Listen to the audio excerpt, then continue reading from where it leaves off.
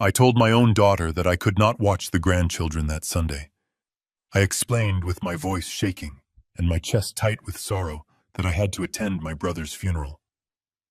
The man who saved my life was being put into the cold ground, and I needed to be there to say my final goodbye. I thought she would understand. I thought there would be a shred of human empathy in her eyes. Instead, my daughter Natalie crossed her arms, looked at me with a coldness that froze my blood, and said, "You still have to do it, Dad. There is no other choice. We are dropping them off." I stood there in my own kitchen, stunned completely, unable to believe what I had just heard. If you are just tuning into this story, take a deep breath. What I am about to tell you is a story of betrayal, so calculated and so cruel it forced me to tear down my own family. Before I continue, please let me know in the comments which city you are watching from today. And hit that like button if you have ever had to stand your ground against toxic family members who tried to use you. The air in the kitchen grew heavy and suffocating. I looked at Natalie, trying to find the little girl I had raised, but all I saw was a selfish stranger. My brother Bill was not just a sibling to me. He was the only reason I was still breathing. My mind instantly flashed back to a freezing November morning in 1985. We were working on a massive high-rise construction site in downtown Chicago. I was a structural engineer, but that morning I was down in the dirt inspecting a deep trench for the foundation. Above me, a rusted steel cable snapped. A massive 2-ton steel beam fell from the crane directly toward me. I did not even hear it fall, but Bill did. Without a single second of hesitation, my brother sprinted across the uneven concrete, tackled me out of the trench, and took the crushing weight of that falling steel himself. The terrible impact shattered both of his legs instantly. He went through 12 grueling surgeries and spent the rest of his life walking with a heavy limp, relying on a thick wooden cane. He sacrificed his own body so that I could live. He suffered every single day in silence, never once complaining, just so I could go home safely and hold my little girl. And now, decades later, that very same little girl was standing right in front of me, coldly denying me the right to bury the honorable man who gave her a father. I asked her how she could possibly be so heartless. I asked her how she could demand this of me on the darkest weekend of my entire life. That was when Derek, her husband, stepped forward. Derek was a commercial real estate broker. He always wore these flashy, expensive custom suits that cost more than my first car, and he always treated me like I was just a foolish, outdated old man. He looked at me with that fake, condescending smile he always used and sighed loudly. He said, "Harrison, please do not make this about you. My firm is facing a catastrophic financial crisis. We have a life-or-death corporate merger scheduled in New York this weekend. If we do not fly out there and close this deal, the company goes under forever. We lose absolutely everything." Natalie quickly chimed in, her voice dripping with absolute venom and emotional manipulation. She stepped closer to me, aggressively pointing her finger at my chest. She asked me if I wanted my grandchildren to end up living on the street. She accused me of being horribly selfish.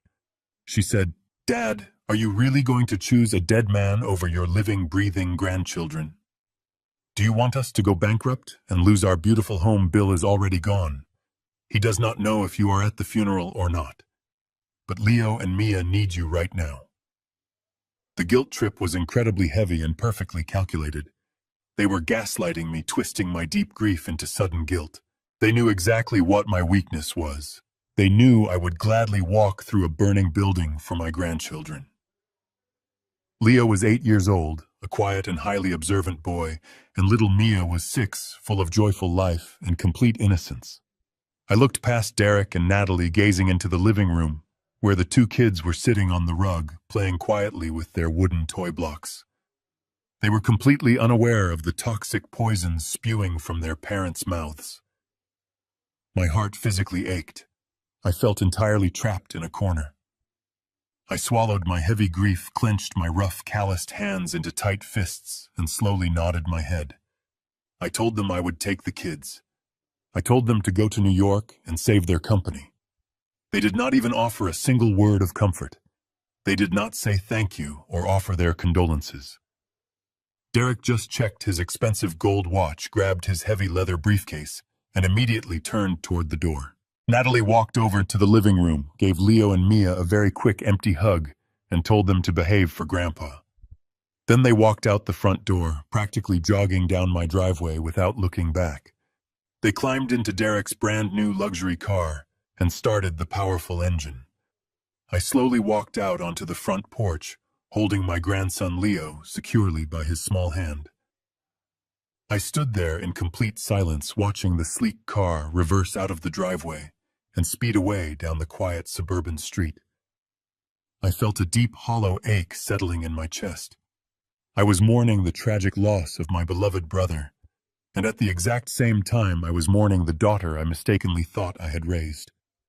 I felt utterly defeated, completely crushed under the overwhelming weight of my own family's selfish demands. But then the quiet morning air was suddenly broken. Little Leo gently tugged on the sleeve of my faded flannel shirt. I looked down at him. He was staring intently down the empty street where his parents' car had just vanished into the distance. He looked up at me with his big, innocent eyes, his small brow wrinkled in genuine childhood confusion.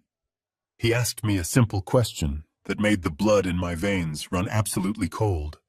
He said, "Grandpa, if Mommy and Daddy are going to a boring office in New York, why did they pack snowboards and ski goggles in the trunk?" I froze. The innocent question from my 8-year-old grandson hung in the crisp morning air, heavy and sharp as a shattered pane of glass. Snowboards. Ski goggles. I looked down at Leo, his big eyes blinking up at me, waiting for an answer that I suddenly did not have. My heart started to pound aggressively against my ribs.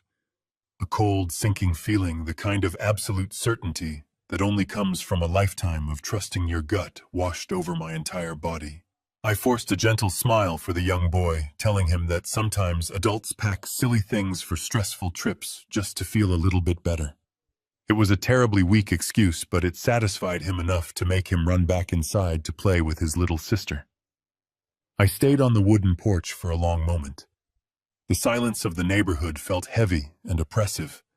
I needed to know the absolute truth.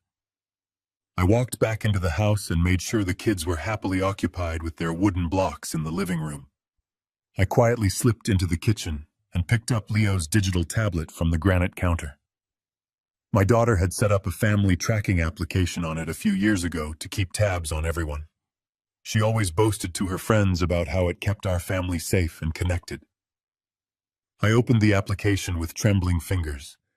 A digital map loaded on the bright screen displaying small icons for each of our devices. I zoomed in on the icon representing Derek's phone.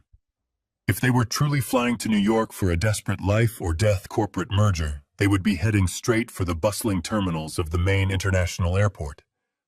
But the small blue dot on the screen was not moving anywhere near there. It was traveling in the exact opposite direction. I watched the digital dot glide smoothly along the highway, turning off the main road and heading directly toward an exclusive private airfield on the wealthy outskirts of the city. I clicked on the destination details that the application helpfully predicted based on their travel history and calendar reservations. The screen cheerfully informed me that they were booked on a private charter flight. The destination was a luxury ski resort in Aspen, Colorado. I stared at the bright screen until my eyes burned. The digital blue dot pulsed rhythmically, mocking my profound grief. Aspen. They were going to Aspen. A suffocating wave of nausea rolled through my stomach, twisting my insides into tight, painful knots. They had not just lied to me. They had looked me right in the eyes, invoked the sacred memory of my recently deceased brother, and shamelessly guilt-tripped me all so they could go drink expensive champagne on a snowy mountain. They skipped the funeral of the brave man who saved my life for a luxury vacation. The sheer cruelty of it took the breath right out of my lungs. They used my intense grief against me. They used my deep love for my grandchildren as a convenient free babysitting service. I felt a burning anger ignite deep within my chest, a quiet, dangerous kind of rage that I had not felt in decades. It was the kind of anger that makes your hands completely steady and your mind perfectly sharp. I spent the rest of the day in a numb daze playing the role of the loving grandfather. I cooked their favorite macaroni and cheese for lunch, built tall towers out of wooden blocks, and read them adventure stories until their little eyes grew heavy. Once the sun finally set and the house was completely silent, I knew exactly what I had to do. The boundaries of trust were officially shattered. I had to break the rules. I walked slowly down the long hallway and stood before the heavy oak door of Derek's home office. He always kept it strictly off limits to everyone.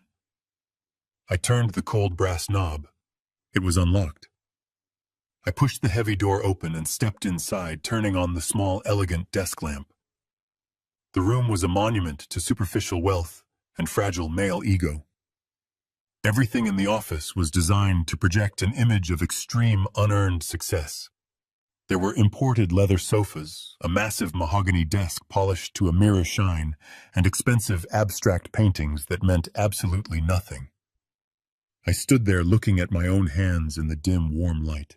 My hands were rough, permanently scarred, and deeply calloused from 40 grueling years of welding heavy steel and drafting architectural blueprints. I built real things. I built massive structures that could withstand furious hurricanes and terrible earthquakes. I worked until my back ached and my fingers bled to provide a solid, unwavering foundation for my daughter. And she had chosen a man who built absolutely nothing, a man who traded invisible money and lived entirely on fake appearances. I felt a profound sense of failure as a father. I had somehow raised a daughter who valued this empty, flashy room more than she valued basic human decency. I began to search the room. I did not care about privacy anymore. I sat down in his luxurious leather chair and examined the massive mahogany desk. On the bottom right side there was a heavy steel drawer. I pulled the handle, but it was locked tight. A small keyhole sat flush against the dark wood. But I am an engineer. I spent decades on rough construction sites, learning how things are put together, which means I also know how to take them apart. I retrieved a metal tension wrench and flathead pick from my toolbox. I knelt beside the desk, slid the tools into the keyhole, and applied gentle pressure. I heard a sharp click. The lock gave way. I pulled the drawer open. Inside was a thick folder. Printed across the front tab was my full name followed by my home address.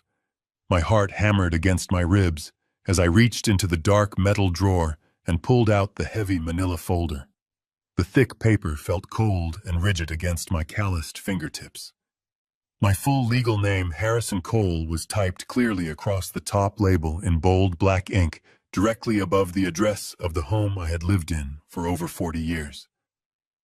I sat back in Derek's excessively plush black leather chair and carefully rested the folder on the polished mahogany desk. The quiet, steady hum of the central air conditioning suddenly sounded like a roaring wind. I slowly opened the cover. The first document I saw was a comprehensive property appraisal report. It was printed on thick, expensive paper, complete with high-resolution color photographs of my own front yard. I stared at the glossy image of my home.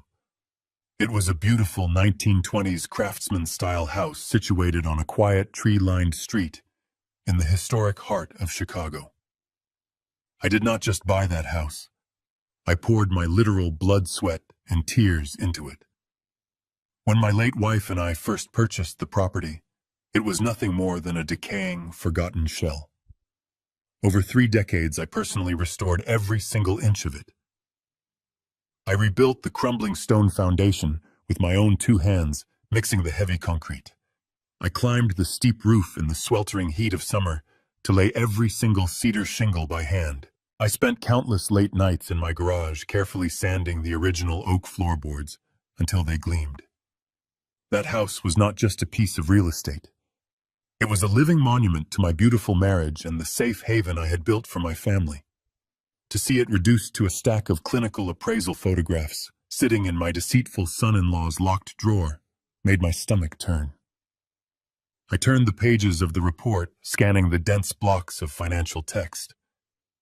The appraiser had meticulously documented the custom woodwork and the reinforced steel beams I had installed to open up the living room. They had assigned a market value of $1.8 million to my life's work. A terrifying question echoed in my mind. Why would Derek, a commercial real estate broker who dealt exclusively in high-rise office buildings, commission a residential appraisal on my private home, without telling me I had completely paid off the mortgage 15 years ago, shortly after my beloved wife passed away? I did that specifically to ensure that I would never owe a single dime to any bank for the rest of my life. I wanted to leave a completely unburdened, debt-free legacy for my daughter to inherit. I flipped past the final page of the appraisal report, desperately hoping to find a logical explanation, but what I found instead made the blood freeze entirely in my veins. Attached behind the photographs was a thick stack of legal banking documents printed on official watermarked paper from a major national bank. The bold capitalized letters across the top of the first page read, "Home Equity Line of Credit Agreement." My breathing became shallow. A home equity line of credit is a tool that allows a homeowner to borrow money by using the equity of their house as collateral. It is essentially a mortgage. I pulled a pair of wire-rimmed reading glasses from my shirt pocket, my rough hands shaking violently. I slid them onto my face and forced my aging eyes to focus on the fine print.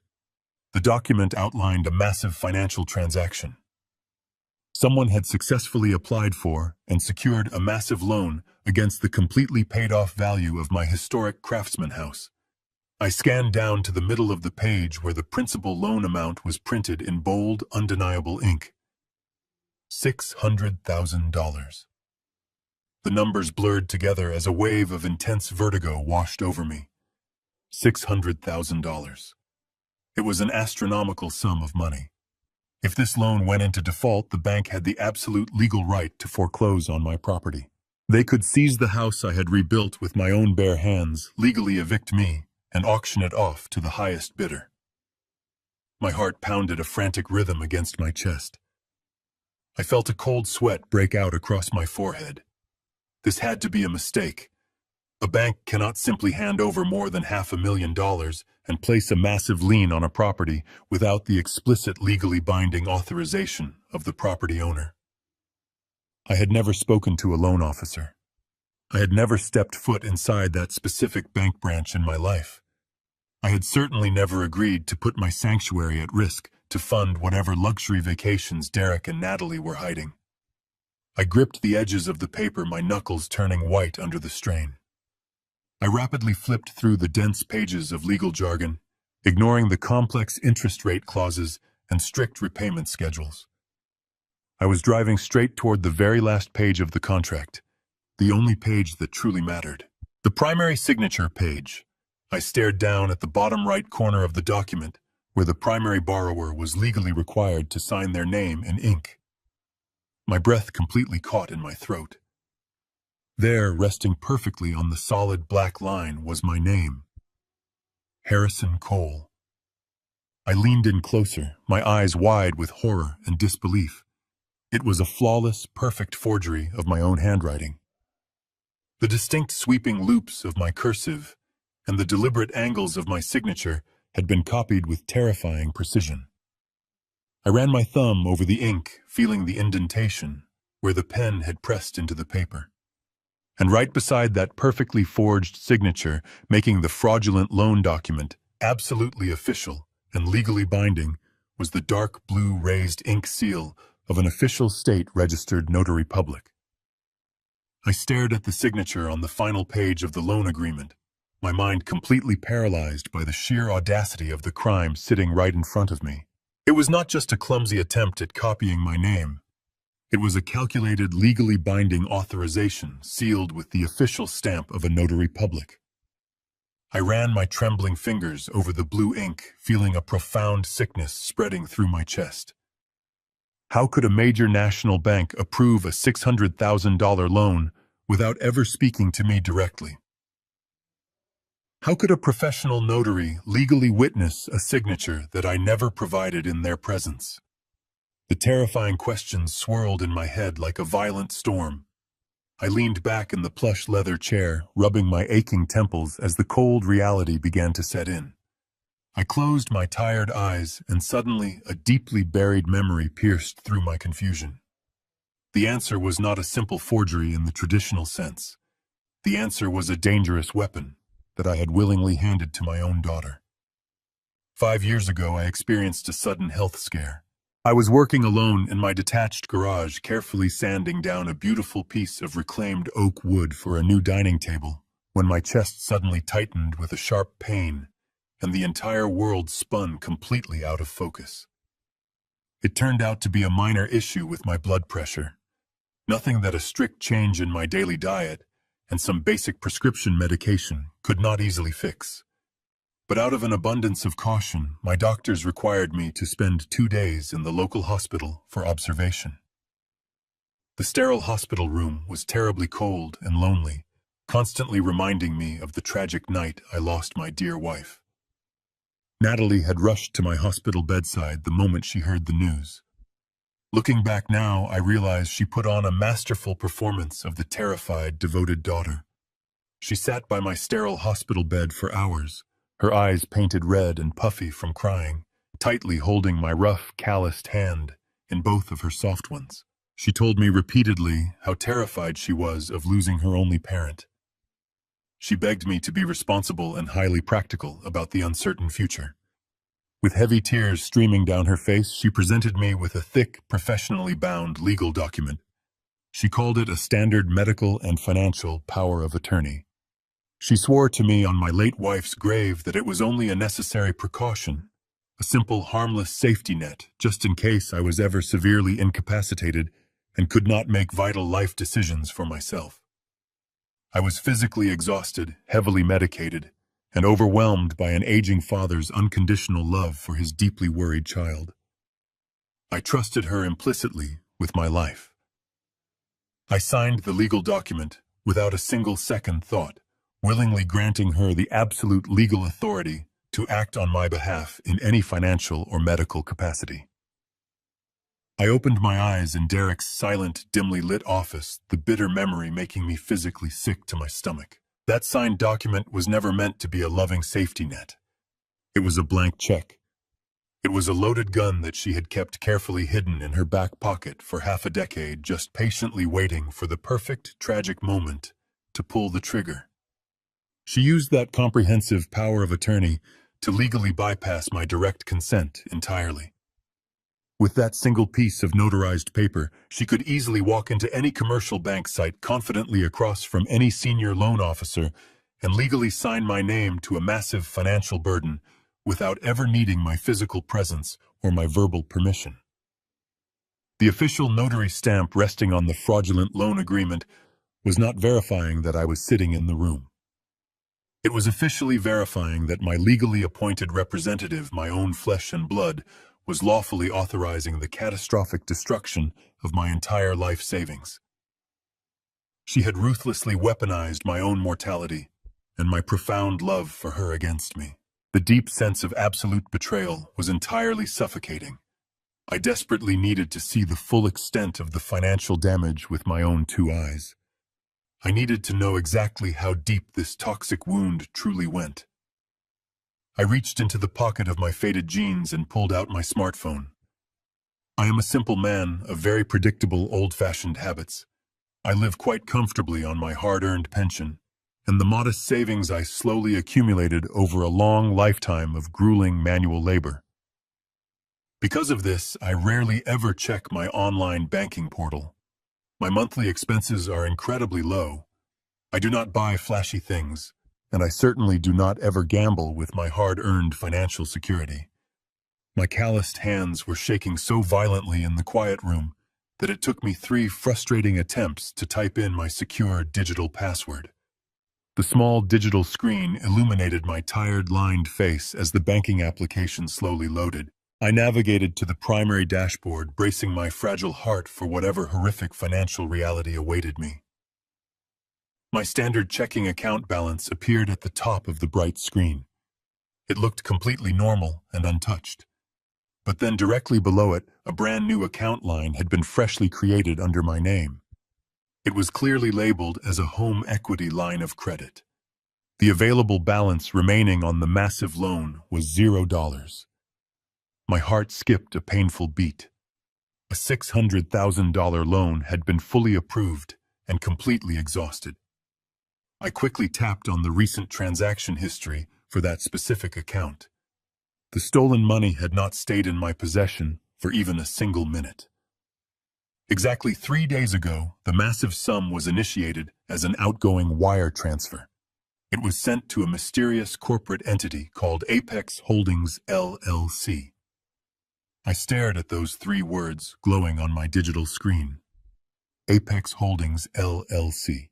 The name meant nothing to me, but the terrifying reality settled heavily in my tired bones. $600,000 of my hard-earned legacy had vanished into thin air at 2 in the morning.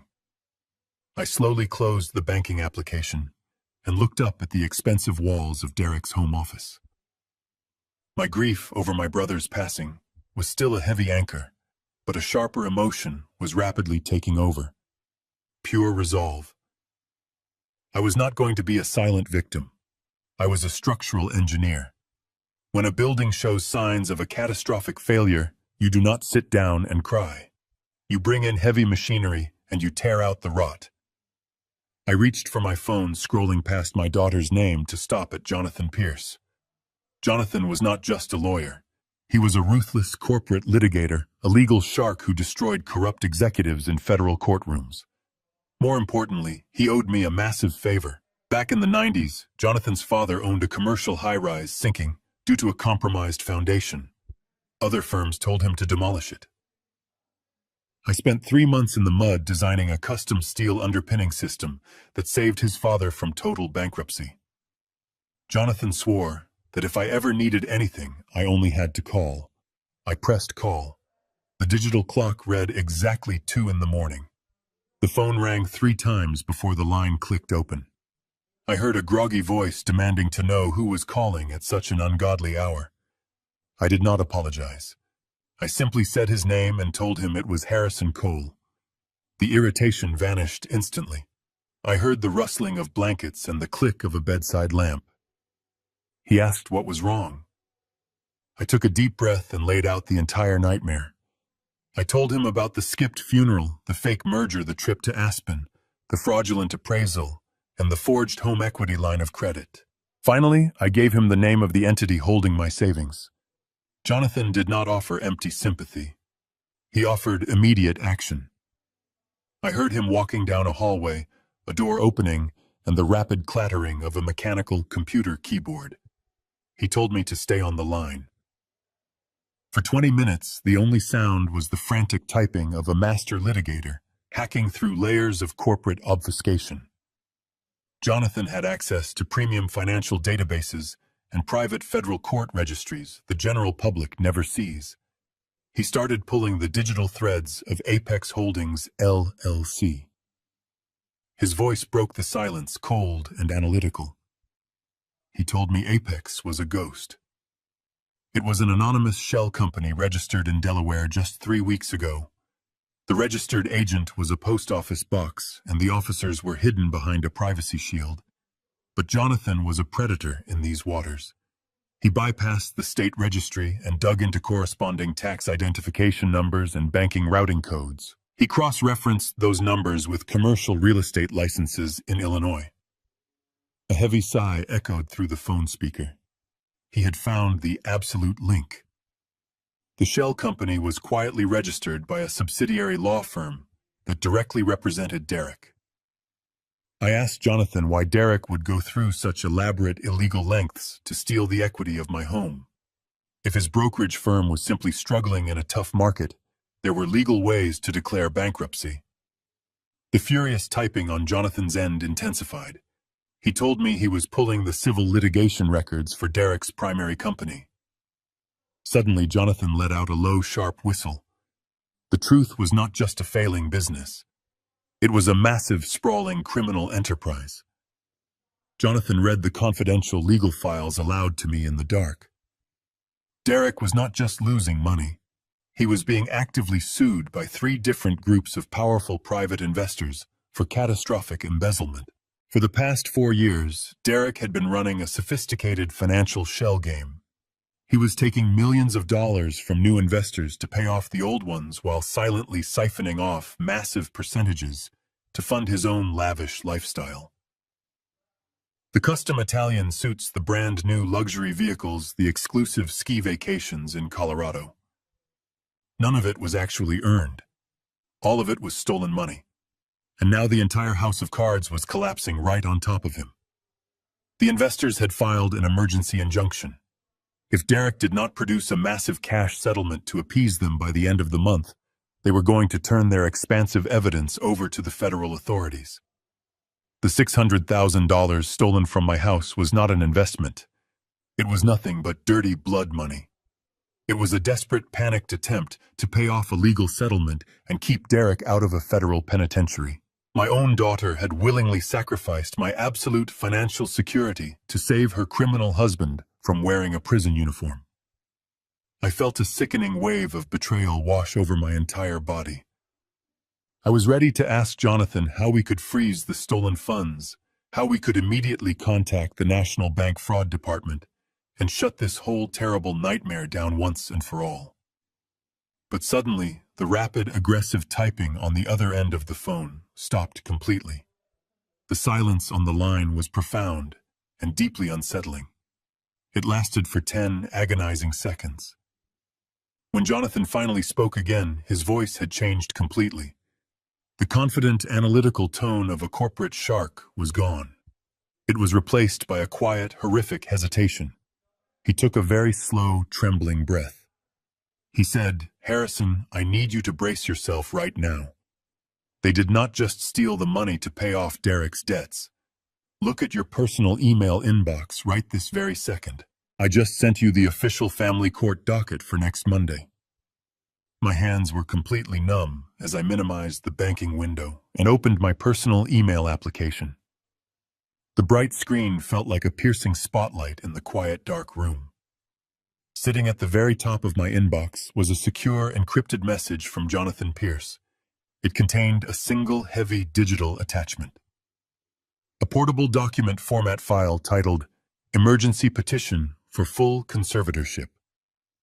I tapped on the file with a shaking finger and watched it slowly load onto the screen, feeling a suffocating pressure building deep within my chest. The first page displayed the official seal of the state family court system in bold, black ink. I read the formal legal heading printed at the top. Petitioner Natalie Cole. Respondent Harrison Cole. My own daughter, the child I had protected and provided for my entire life, was formally suing me for total legal control over my physical autonomy and my financial independence. I read through the opening paragraphs, my stomach churning violently, with every single calculated, emotionless legal word. She was officially petitioning a federal judge to declare me entirely mentally incompetent and incapable of managing my own basic human affairs. Suddenly, the past 6 months of my life flashed before my eyes, rapidly shifting from innocent memories into a terrifying, premeditated nightmare. Since the beginning of the year, Natalie had been unusually attentive and aggressively involved regarding my personal health.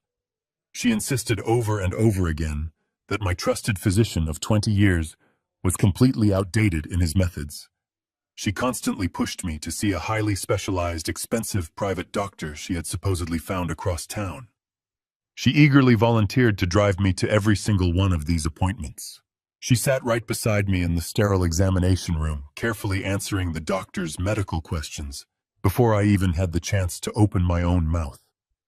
She would place a comforting fake hand on my shoulder and tell the man in the white coat that I was constantly forgetting simple things, that I was misplacing my house keys daily, that I was getting hopelessly lost walking in my own familiar neighborhood.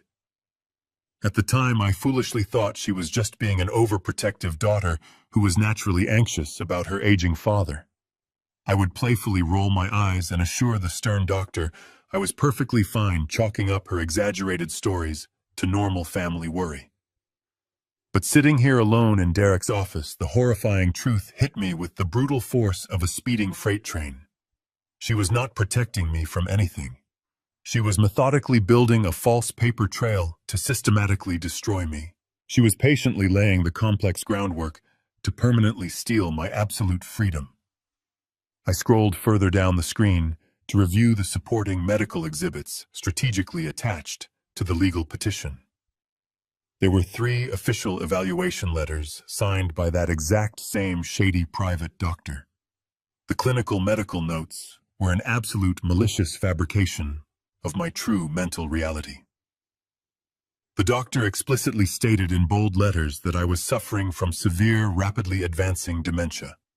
He falsely claimed I was experiencing frequent, frightening paranoid delusions on a weekly basis. He even wrote with absolute supposed medical authority that I had recently begun exhibiting sudden, uncontrollable, violent outbursts that posed a severe physical danger to myself and my surrounding family members. I was reading a chilling description of a terrifying stranger, a violent madman who belonged securely locked inside a hospital ward, not the quiet, gentle structural engineer who spent his peaceful weekends carefully building wooden birdhouses with his beloved grandchildren.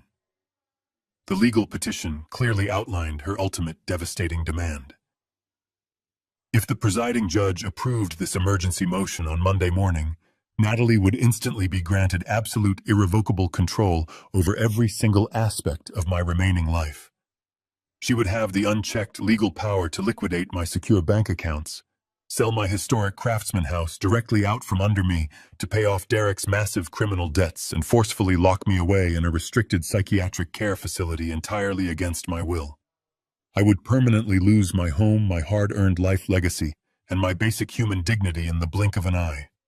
I would become a helpless prisoner controlled entirely by my own blood. I read the damning document again, my engineer brain fighting desperately against the rapidly rising tide of my own emotional panic. I have spent my entire adult life meticulously analyzing architectural systems, constantly looking for the hidden weak points in massive structural designs. The federal legal system is just another structure. It heavily relies on solid foundational evidence to support its massive claims. I stared intensely at the falsified medical evaluations. They were incredibly damaging, yes, but they were still just typed words on a page from a single private doctor. The strict legal standard for an emergency immediate conservatorship that completely bypasses a standard jury trial requires something much more substantial. A judge would not simply strip a grown functional man of his constitutional rights based on exaggerated doctor visits and a greedy daughter's worried testimony. The court would absolutely demand undeniable concrete proof that I was an immediate physical danger to society. They needed a catalyst. They needed a recent, highly documented event to conclusively prove the violent instability that the corrupt doctor had claimed. The petition strongly referenced a highly volatile and dangerous psychological state, but it clearly lacked the final crushing piece of evidence to secure the judge's signature. I slowly lowered the digital tablet, staring blindly into the dark shadows of the room. Why would they leave on a luxury vacation just 2 days before filing such a massive legal strike? Why would they deliberately provoke me by callously forcing me to miss my hero brother's sacred funeral? My blood turned to absolute ice in my veins. They needed me to break. They needed me to snap. To get an emergency conservatorship, they need immediate, undeniable proof of my violent instability. I pushed the digital tablet away, my mind racing through the horrific implications of their timeline. If they needed a highly documented event to prove my supposed violent instability to a federal judge by Monday morning, then this entire weekend was not just a convenient vacation for them. It was a meticulously designed psychological trap. I needed to know exactly how they planned to spring it. I turned my attention away from the heavy mahogany desk and looked toward the sleek silver laptop sitting quietly on a side table. Derek was notoriously arrogant about his own intelligence. He constantly mocked the security protocols at his office, often leaving his devices in sleep mode rather than fully shutting them down. I walked over and gently tapped the trackpad. The screen instantly glowed to life, bypassing the login screen completely, because the device was still tethered to his home network. I minimized his crowded email inbox and scanned the open applications running in the background. My eyes locked onto a small gray icon shaped like a microphone. It was a professional audio recording software typically used for archiving long conference meetings. The program was left open, displaying a timeline of recent files. The most recent file was created just 2 days ago. The title of the file was simply labeled as Legal Strategy Session. I plugged a pair of expensive noise-canceling headphones into the side of the laptop, placed them carefully over my ears, and pressed the play button. A sharp hiss of static filled my ears, followed by the familiar arrogant throat clearing of my son-in-law.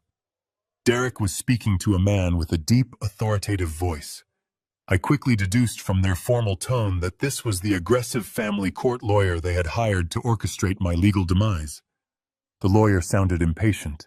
He explicitly warned Derek and Natalie that the forged medical documents and the private doctor's testimony would only get their foot in the courtroom door.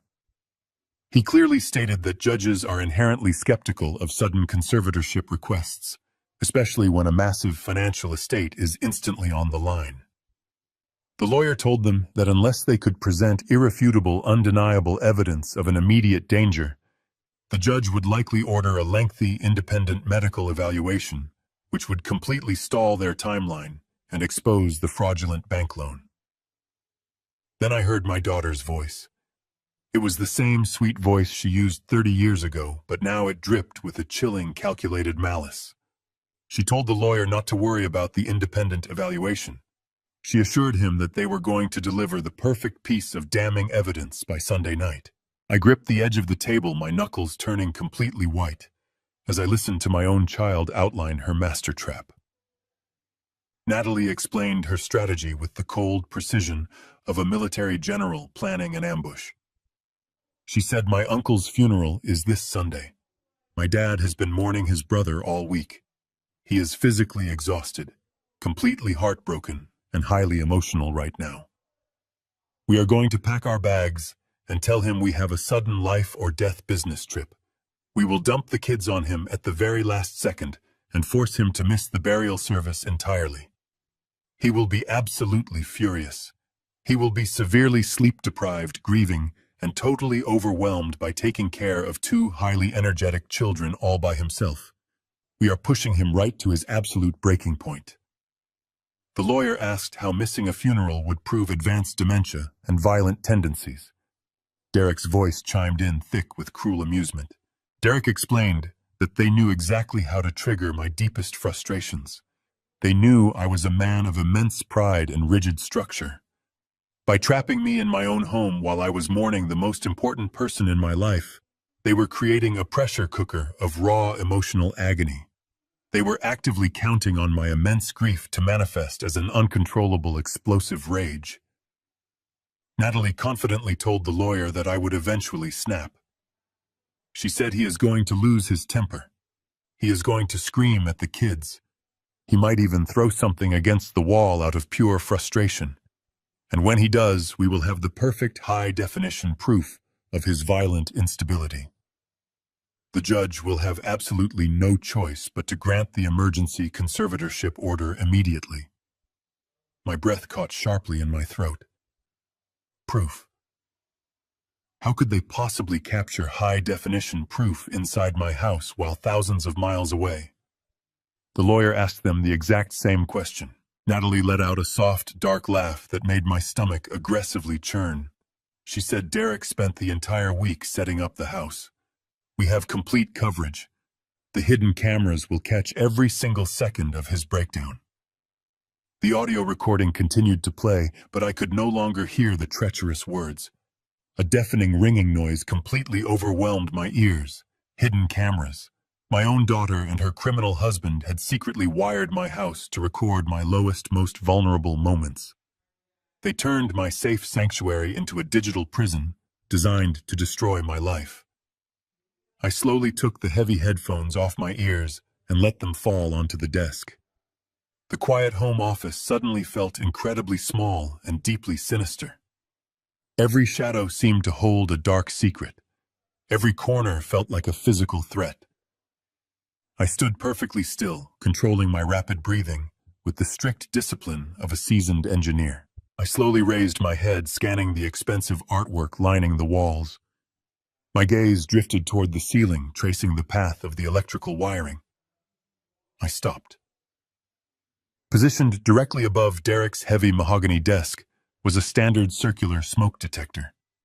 I stared intensely at the small plastic grate. Deep inside the dark plastic air vents, a tiny unblinking red light stared directly back at me. My first instinct was violent. I wanted to grab the heavy brass lamp sitting on the corner of the mahogany desk and smash that plastic smoke detector into 1,000 jagged pieces. I wanted to scream into the hidden microphone and let them know that I had discovered their disgusting, treacherous trap. But I did not move a single muscle. The structural engineer inside my mind immediately took over, suppressing the raw, burning anger of a betrayed father. When you discover a massive structural flaw in a building, you do not just hit a load-bearing wall with a sledgehammer. If you strike blindly, the entire roof will collapse right on top of you, burying you in the rubble of your own impulsive rage. You have to step back, analyze the complex framework, locate the central pillar holding the toxic structure together, and remove it with absolute silent precision. I slowly lowered my gaze from the ceiling, acting as if I had merely been stretching my tired neck. I calmly turned off the silver laptop, wiped my fingerprints from the smooth trackpad, and quietly stepped out of the dark home office, softly closing the heavy oak door behind me. I went back to the guest bedroom and laid down in the dark, staring at the ceiling until the sun began to rise. I was not going to give them the explosive, violent reaction they so desperately needed. I was going to give them the exact opposite. When Sunday morning arrived, the exact day of my beloved brother's funeral, I did not shed a single visible tear. I pushed my profound grief down deep into the absolute bottom of my soul, locking it away behind a heavy door of pure resolve. I walked into the kitchen with a bright, cheerful smile plastered across my face. I opened the large stainless steel refrigerator and pulled out eggs, milk, and fresh blueberries. I started mixing pancake batter from scratch, humming a happy, upbeat tune just loud enough for the hidden microphones to pick up clearly. When little Leo and Mia woke up and wandered into the kitchen, rubbing their sleepy eyes, I greeted them with genuine, joyful laughter. I lifted Mia into the air and spun her around, listening to her sweet giggles fill the room. I let Leo help me flip the golden pancakes on the hot griddle, patiently guiding his small hands. Throughout the entire morning breakfast, I remained the absolute picture of a loving patient and perfectly stable grandfather. I told them funny stories about my childhood, asked them engaging questions about their favorite school subjects, and made sure my voice was consistently calm, measured, and entirely devoid of any frustration. But while I was smiling and serving warm maple syrup, my sharp analytical eyes were actively scanning every single inch of the open concept living space. I was systematically mapping the digital perimeter. I spotted a second hidden camera cleverly tucked inside the hollowed-out spine of a decorative book on the living room shelf. I found a third one perfectly concealed behind the dark-tinted glass of the digital smart clock resting on the kitchen counter. Using my decades of experience in spatial geometry and architectural drafting, I mentally calculated the exact viewing angles and focal lengths of each tiny lens. I identified the overlapping fields of vision, and more importantly, I pinpointed the very specific narrow blind spots where their digital eyes could not reach. I knew exactly where I could stand in the hallway to be completely invisible. I knew precisely which angle in the dining room would obscure my hand movements from the kitchen camera. I was no longer a helpless victim trapped in a digital cage. I was the architect navigating his own meticulously designed floor plan. By 10 o'clock in the morning, the children had finished their large breakfast and were happily settled on the plush living room sofa. I turned on the massive flat-screen television and found their absolute favorite animated movie. I made sure they had plenty of soft blankets and a large bowl of fresh fruit snacks. I stood in the exact center of the living room, looking directly toward the hidden camera concealed in the bookshelf. I smiled warmly and announced in a clear, highly pleasant voice that I was going to do a load of their laundry so their parents would not have to worry about chores when they returned from their stressful trip. I picked up a plastic laundry basket and casually walked out of the camera's sweeping view. The moment I crossed the invisible threshold into the designated blind spot, my cheerful smile vanished entirely, replaced by a cold, hardened determination. I did not go to the laundry room. I had a much more important technical task to complete. I knew that professional-grade high-definition surveillance cameras, recording continuous video and audio, required a massive amount of digital storage. They could not simply rely on a basic wireless connection uploading to an external cloud, especially not with the heavy firewalls Derek proudly maintained for his commercial business files. They had to be hardwired to a central physical hub located somewhere completely out of sight inside the house. I quietly opened the basement door and crept down the wooden stairs, my rubber-soled shoes making absolutely no sound on the steps. The basement was a massive, unfinished concrete space primarily used for storing old holiday decorations and heavy exercise equipment. I walked past the dusty cardboard boxes following a thick bundle of insulated black cables running securely along the wooden ceiling joists. The thick wires eventually fed directly into a locked, heavily ventilated metal utility closet tucked away in the farthest, darkest corner of the cold basement. I pulled my metal tension wrench from my pocket and swiftly popped the cheap lock on the utility door. Inside the space, a server box sat on a shelf. I plugged my encrypted hard drive into the server. I stared at the blinking green light on the heavy metal server box, watching the digital progress bar slowly fill across the small monitoring screen. My encrypted hard drive hummed quietly in the damp, cold basement air as it systematically copied every single byte of their treacherous surveillance footage. I opened the file directory and clicked on the most recent video clip. The screen illuminated with a high-definition, wide-angle view of the living room above me. I watched myself walk across the floor, smiling, and carrying the plastic laundry basket, completely unaware in their eyes, yet perfectly in control in mine. I possessed the absolute proof of their premeditated trap. They had meticulously recorded my every move, intending to capture a manufactured breakdown, but instead, they had perfectly documented my complete sanity and their own malicious intent. Once the transfer was fully complete, I safely ejected my hard drive and slipped it deep into the front pocket of my faded jeans. I carefully closed the metal utility closet door, making sure to leave it looking entirely undisturbed. I walked back upstairs to the kitchen, checking on the grandchildren, who were still completely engrossed in their animated movie on the television. I stepped out onto the secluded back patio, pulling the sliding glass door tightly shut behind me to block out any noise. The crisp afternoon air filled my lungs. I pulled out my mobile phone and dialed Jonathan Pierce for the second time this weekend. He answered on the very first ring, his voice sharp and fully alert despite it being a Sunday afternoon. I quickly updated him on the hidden cameras I had discovered and the audio recording of their master plan that I had successfully extracted from Derek's laptop. I told him they were deliberately trying to manufacture a violent incident to secure the emergency conservatorship by Monday morning. Jonathan remained silent for a brief moment, digesting the sheer cruelty of my daughter's strategy. He let out a heavy sigh and told me that we needed to file an immediate counter-injunction to block the conservatorship request, but he worried about the massive $600,000 loan they had already secured against my house. He said that unraveling a legally binding financial contract of that immense magnitude could take years of grueling, expensive litigation in the civil courts. I stood on the wooden deck, looking out at the beautifully manicured backyard, and allowed a small, cold smile to form on my lips. I told Jonathan that we were not going to waste our time fighting in civil court. I told him it was finally time to execute Plan B. He sounded genuinely confused, asking me what I meant by that. I reminded him of a quiet Tuesday afternoon exactly 2 years ago, when I had unexpectedly visited his downtown law office. 2 years ago, during the week of Thanksgiving, I had returned home early from a routine grocery run.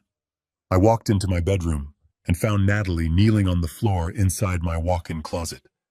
She was holding a set of metal lockpicks, desperately trying to force open the heavy steel lockbox where I kept my most sensitive personal documents and family heirlooms. When I confronted her, she immediately burst into dramatic tears, claiming she was just looking for an old recipe card that belonged to her late mother and had gotten confused about where it was stored. I accepted her flimsy excuse in the moment to avoid ruining the family holiday, but my deeply ingrained intuition was screaming at me. A daughter does not secretly pick a heavy steel lock to find a recipe card. That very same afternoon, while she was busy baking pies in the kitchen, I drove straight to Jonathan's office. I sat in his leather chair and instructed him to immediately and permanently revoke the comprehensive power of attorney I had foolishly signed for her in the hospital 3 years prior. We drafted a brand new ironclad legal document that completely excluded Natalie from any and all access to my medical or financial decisions. We officially filed the revocation with the state registry, legally rendering the original document absolutely null and void. I simply never told her I did it. I let her continue to believe she held the ultimate key to my life, waiting to see if she would ever be greedy enough to actually try and use it against me. I stood alone on the quiet outdoor patio, looking out at the yard and listening to the gentle morning breeze rustling through the leaves of the tall oak trees. I explained to Jonathan that the original power of attorney document Natalie had proudly presented to the National Bank last week was legally dead. It was nothing more than a worthless piece of paper that had been officially revoked and completely invalidated 24 months ago. I heard a sudden sharp intake of breath on the other end of the line. Jonathan's brilliant legal mind rapidly processed the monumental implications of what I had just revealed to him.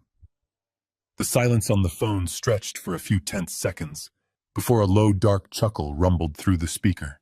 He said, "Harrison, if the power of attorney was legally dead 2 years ago, then she had absolutely zero legal authority to sign your name on those bank documents." He paused, the heavy weight of the incoming justice settling firmly into his voice. He said, "Harrison, the $600,000 loan she took out last week is not just a standard case of elder abuse or simple civil theft. By intentionally presenting a revoked legal document to a federally insured financial institution to extract hundreds of thousands of dollars, she crossed a massive legal line.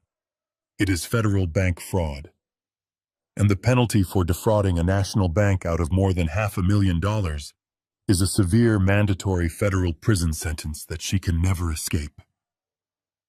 The reality of Jonathan's words hung heavily in the crisp afternoon air. Federal bank fraud. A mandatory federal prison sentence. I stood on the wooden deck, the phone pressed firmly against my ear, processing the absolute destruction about to rain down upon my family. I had spent my career building structures designed to withstand catastrophic failure, but there is no blueprint for surviving the collapse of your own flesh and blood. I thanked Jonathan for his brilliant legal mind and told him to prepare the necessary paperwork for the authorities. I ended the call. My mind immediately turned to the two innocent souls sitting in the living room, Leo and Mia.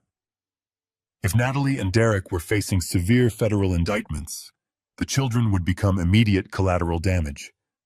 They would be thrust into a chaotic state foster system and traumatized forever. I needed a secure foundation for them, someone entirely insulated from the toxic criminal decay of their parents. I thought of Derek's parents, Richard and Martha. They were fundamentally decent, hard-working people. Richard was a retired history teacher, and Martha had spent 30 years as a pediatric nurse. They lived a modest life, completely blinded by the flashy, superficial success their son constantly paraded in front of them. They truly believed Derek was a brilliant, honest businessman. I knew the truth would completely shatter their hearts, but I also knew they loved their grandchildren fiercely. I pulled my phone out and dialed Richard's number. When he answered, his voice was warm and completely unaware of the looming nightmare. I cut through the pleasantries immediately. I kept my voice incredibly low and told him that there was a severe life-altering emergency involving Leo and Mia. I instructed him to bring Martha and drive to the house right this very second. I specifically warned them to park their car a full block away, to walk quietly through the rear alleyway, and to enter only through the sliding glass door on the back patio. Richard did not ask any unnecessary questions. The pure urgency in my voice was enough. Less than 40 minutes later, I saw them hurrying across the backyard grass, their faces pale with profound worry. I quickly slid the glass door open and ushered them inside, keeping my finger pressed to my lips to demand absolute silence. I guided them carefully through the precise digital blind spots I had mapped out earlier, leading them directly into a secluded corner of the formal dining room, where the hidden cameras could not reach. The children were still deeply engrossed in their movie in the adjacent living room, completely oblivious to the silent gathering. Martha gripped my arm tightly, her eyes wide with fear, silently pleading with me to explain what was happening. I did not try to soften the devastating blow. I pulled the copied financial documents from my jacket pocket and spread them out across the smooth mahogany dining table. I walked them through every single terrifying detail. I showed them the forged appraisal report on my historic craftsman home. I presented the fraudulent home equity line of credit pointing directly to the expertly forged signature at the bottom of the page. Then I revealed the civil litigation files Jonathan had forwarded to me. I watched the blood completely drain from Richard's face as he read the formal legal accusations of massive corporate embezzlement against his only son. He read the staggering numbers, realizing that Derek's luxurious lifestyle was entirely funded by millions of dollars of stolen investor money. Martha covered her mouth with trembling hands, shaking her head in fierce denial. She desperately whispered that there had to be a massive misunderstanding, that her son would never commit such horrific crimes. I knew the financial betrayal was hard to accept, so I delivered the crushing piece of evidence. I pulled out my digital tablet, inserted my encrypted hard drive, and opened the audio file I had extracted from Derek's laptop. I handed Martha a pair of headphones.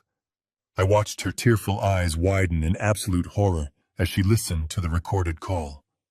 She heard her own son laughing cruelly about my brother's funeral. She heard Natalie coldly outlining her master plan to weaponize my profound grief. And worst of all, she heard them explicitly discussing how they were going to use Leo and Mia as emotional bait, intentionally pushing a grieving grandfather to the brink of a violent mental breakdown just to secure a fraudulent conservatorship. When the audio recording finished, Martha collapsed into Richard's arms, weeping uncontrollably into his shoulder. The heavy, muffled sounds of her broken heart filled the quiet dining room corner. Richard held his wife tightly, his jaw clenched so hard I thought his teeth might shatter. The deep, unconditional love he held for his son was instantly replaced by a fierce, protective anger for his innocent grandchildren. He looked up at me, his eyes burning with intense sorrow and absolute clarity. He asked me what we needed to do to protect the children from the monsters they had raised. I placed a gentle, steadying hand on Richard's shoulder. I told him to go into the children's bedrooms and quietly pack their suitcases with enough clothes and toys to last for several weeks. I told them to take Leo and Mia out through the back patio, load them into their car down the street, and drive straight to their house without looking back. Martha wiped her tear-stained cheeks, her voice trembling as she asked me what was going to happen when Derek and Natalie finally returned from their fake business trip. I looked directly into her terrified eyes, my voice dropping to a cold, unwavering whisper. I said to her, a massive, dangerous storm is hitting this house precisely at 6 o'clock tonight. And I absolutely do not want my sweet, innocent grandchildren sitting in that front living room, watching their own parents being dragged out the front door in heavy steel handcuffs. Richard and Martha nodded in grim understanding. They did not hesitate for another single second. They quietly slipped into the guest bedroom where I had temporarily stored the children's overnight bags and frantically gathered their belongings. Martha walked into the living room masking her profound devastation with a gentle grandmotherly smile and told Leo and Mia that they were going on a special surprise adventure to their house. The children cheered softly, completely unaware of the terrifying reality hovering just above their heads. I stood by the sliding glass door and watched them walk safely across the backyard grass, holding their grandparents' hands tightly. Once they disappeared down the alleyway, I locked the heavy glass door and pulled the thick curtains shut. The massive suburban house was finally completely empty. The silence that settled over the rooms was absolute and deeply suffocating.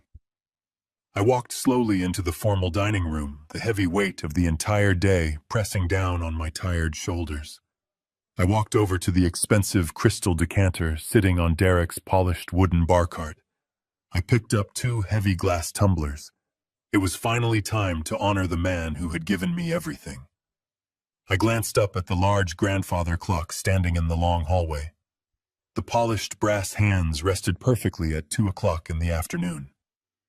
In a quiet, peaceful cemetery across town, my beloved brother Bill was officially being lowered into the cold, damp earth.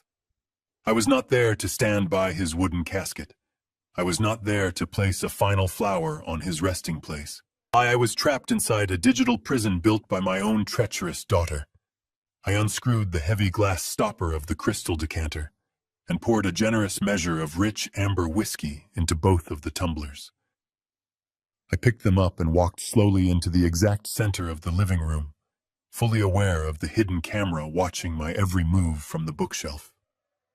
I did not care anymore. I set one glass down on the mahogany coffee table, placing it gently on a dark leather coaster. I held the other glass in my rough, calloused right hand. I looked at the empty space sitting directly across from me, visualizing my brother sitting there with his thick wooden cane resting against his knee. The deep, agonizing sorrow that I had suppressed all morning finally rose powerfully into my chest.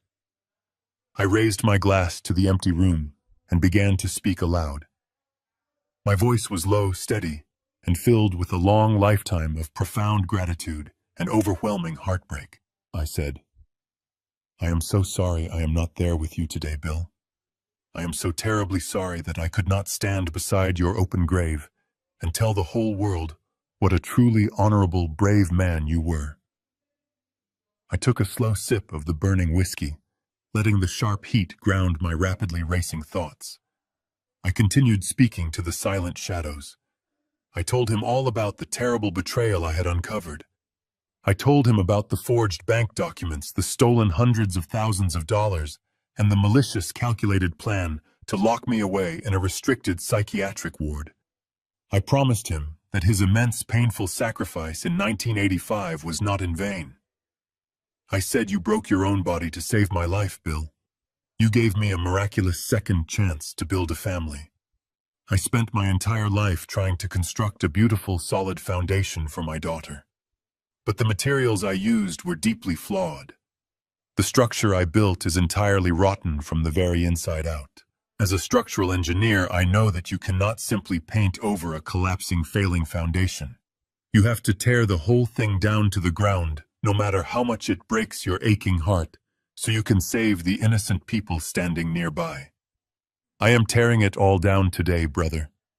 I am protecting the young grandchildren you never got to see grow up."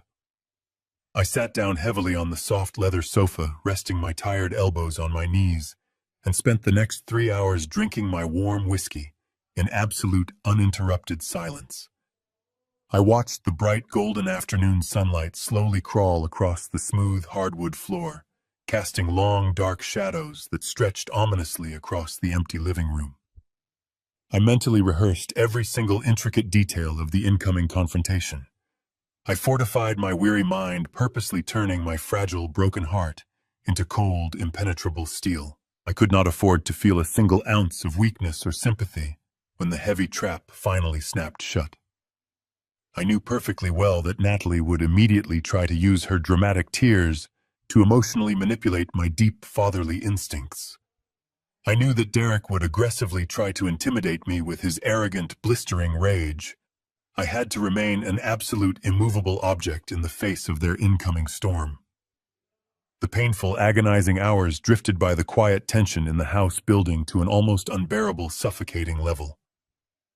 I slowly stood up from the leather sofa, my aging joints aching with a profound, heavy exhaustion. I carefully carried the 2 empty crystal whiskey glasses into the modern kitchen, washed them thoroughly in the stainless steel sink, and placed them neatly in the wooden drying rack. I walked back into the living room and sat back down in the dim, fading light. I waited patiently in the rapidly encroaching darkness. Suddenly, the deep, resonant chime of the grandfather clock echoed heavily through the silent hallway. It was exactly 5:45 in the evening. A few tense, agonizing moments later, the heavy silence of the wealthy suburban neighborhood was abruptly broken. I heard the distinct heavy crunch of expensive rubber tires rolling slowly onto the gravel driveway just outside the large front window. The luxury vacationers had finally returned. The heavy front door swung open, breaking the silence of the dark living room. I remained perfectly still on the leather sofa, shrouded in the shadows, camouflaged from their view. Natalie walked in first, letting out an exaggerated sigh that echoed through the foyer. She was dressed in a business suit, playing the exhausted corporate executive to perfection. Derek followed closely, pulling his tie loose and massaging his neck, as if he had spent days over a boardroom table. They were not carrying the snowboards or ski goggles I knew they had packed. Instead, they were tightly gripping sleek leather briefcases, completing their carefully constructed visual lie. I watched them go through their deceptive performance, feeling a cold detachment replace the last fragments of my fatherly warmth. They dropped their heavy keys into the ceramic bowl by the door, the sharp clinking sound slicing through the quiet air. Derek loudly complained about the turbulent flight from New York, intentionally projecting his voice so it would carry through the house. He said the merger negotiations had been completely brutal, but they had miraculously managed to save his firm at the very last second. It was a masterfully rehearsed script designed to make me feel foolish and guilty for ever doubting their vital importance. I sat silently in the dark, my hands resting calmly on my knees, letting them dig their hole a little bit deeper. Natalie kicked off her heels and walked into the living room, reaching blindly for the wall switch. As her hand brushed the plastic panel, she noticed my silent silhouette in the dim light. She let out a sudden sharp gasp, stumbling backward in perfectly feigned terror. She clutched her chest with manufactured panic. She flipped the switch, flooding the room with a harsh illumination that made my tired eyes briefly sting. I did not flinch. I did not move. I just sat there, looking directly up at my daughter. The brief flash of surprise on her face quickly melted into calculated concern. This was the exact moment they had been waiting for all weekend. This was the highly anticipated climax of their psychological trap. She took a deliberate step toward me, carefully positioning her body so her facial expressions would be perfectly captured by the hidden camera tucked inside the hollowed-out book on the shelf behind her. I could see the sinister anticipation dancing in her eyes. She was waiting for the explosion.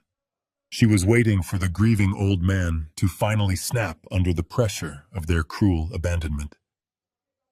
She crossed her arms tightly over her chest and narrowed her eyes, lowering her voice into a tone of condescending pity mixed with sharp accusation. She said, "Why in the world are you sitting here in the pitch dark, Dad?" She looked around the empty living room, her gaze sweeping over the perfectly clean kitchen and the silent hallway. She took another step closer, raising her voice just enough to ensure the hidden microphones would pick up every single word of her provocation. She said, "Are you losing your mind again? What is wrong with you? You are completely creeping me out. And where are my children? Where are Leo and Mia? Did you forget to feed them? Are they hiding in their rooms because you started yelling at them again?" She delivered the cruel accusations with absolute conviction, painting a terrifying picture of a dangerous, senile man who had completely lost touch with reality. Derek stepped up right behind her, crossing his arms and shaking his head in mock disgust. He looked down at me and said, "We trusted you to watch them for just one weekend, Harrison. We trusted you while we were out saving our family from financial ruin. and we come back to find you sitting in the dark like a complete lunatic. What exactly have you done with our kids?" They stood there together, an impenetrable wall of arrogant deceit, fully expecting me to rise from the sofa in a blind, furious rage. They expected me to scream about my brother's funeral. They expected me to throw my arms in the air, curse their names, and give them the exact high-definition evidence they needed to lock me away in a secure psychiatric ward by Monday morning. I looked deeply into my daughter's eyes, searching one final time for any lingering trace of a conscience, any small flicker of guilt for the horrific betrayal she was actively orchestrating against her own flesh and blood. There was absolutely nothing. Her eyes were as cold and empty as a frozen lake. The structural engineer inside my mind finalized the absolute necessity of the impending demolition. I did not raise my voice. I did not jump up from my seat. I did not give them a single ounce of the volatile anger they so desperately craved. Instead, I slowly leaned back into the soft leather cushions and crossed one leg comfortably over the other. I looked back and forth between the two of them, holding their intense, expectant gazes with a serene, unwavering calmness. I allowed a gentle, warm smile to slowly spread across my aged face. It was a smile of absolute, terrifying clarity. I spoke in a voice so soft and incredibly calm that the hidden microphones must have struggled to pick up the gentle frequency. I said, "You do not need to worry about the children. The kids are perfectly safe and far away from here. But you two look incredibly exhausted." I paused for a brief, heavy second, watching the arrogant confidence begin to fracture across their faces. I kept my warm smile perfectly in place and said, "You two look like you had a very rough flight back from Aspen." The heavy silence in the room instantly shattered. The color drained entirely from Derek's arrogant face. His fingers suddenly went completely limp, and his heavy leather briefcase slipped from his hand, crashing violently onto the hardwood floor. The heavy leather briefcase hit the polished hardwood floor with a deafening thud. The expensive metal clasps popped open, spilling a mess of glossy travel brochures and luxury ski resort receipts across the room. Derek stared at the scattered papers, his jaw completely slack, his eyes darting frantically between the evidence on the floor and my calm expression. The carefully constructed facade of the exhausted corporate executive instantly evaporated, replaced by the trembling fear of a man who realizes he has walked directly into a brick wall. Natalie stood entirely frozen beside him. Her hand was still resting on her hip, but her confident posture had completely crumbled. Her voice was a strained whisper when she asked me what I was talking about. She tried to force a dismissive laugh, attempting to rebuild the lie. She stammered that I was deeply confused, that they had just flown in from New York, and that my aging mind was clearly playing cruel tricks on me again. I did not move from the leather sofa. I gestured toward the scattered Aspen receipts on the floor with a deliberate wave of my hand. I told her she should remind her husband to empty his pockets before he tries to execute a masterclass in psychological manipulation. I told her I knew exactly where they had been. I knew about the private charter flight. I knew about the snowboards in the trunk. And most importantly, I knew about the hidden cameras recording every single second of our conversation. Before Natalie could formulate another lie, a deep voice echoed from the dark shadows of the adjoining kitchen. The voice smoothly announced that the state of Illinois requires two-party consent for audio recording in a private residence, making her little surveillance network a felony invasion of privacy. Natalie and Derek violently flinched, spinning to face the kitchen. From the darkness of the hallway, Jonathan Pierce slowly stepped into the bright living room light. He was wearing an impeccably tailored dark navy suit, looking every bit the ruthless corporate litigator that he truly was. He carried a thick, heavy leather briefcase in his right hand. His expression was completely devoid of any warmth or sympathy. He walked with a slow, measured confidence, stopping right beside the mahogany coffee table. He placed his heavy briefcase onto the table with a solid, authoritative thud. Derek took a stumbling step backward, his eyes wide with genuine panic. He recognized Jonathan immediately. Any commercial real estate broker operating in Chicago knew exactly who Jonathan Pierce was, and they knew that if he was standing in your living room on a Sunday evening, your professional life was completely over. Jonathan did not even look at Derek. He kept his piercing gaze fixed squarely on my daughter. He formally introduced himself as my retained legal counsel and calmly informed her that he had spent the entire afternoon reviewing her profoundly flawed and highly illegal family court petition. The sheer shock of seeing a high-powered attorney in her home finally broke through Natalie's frozen panic, igniting a wild, desperate rage. She realized instantly that her meticulously planned trap had not just failed, but had been completely inverted.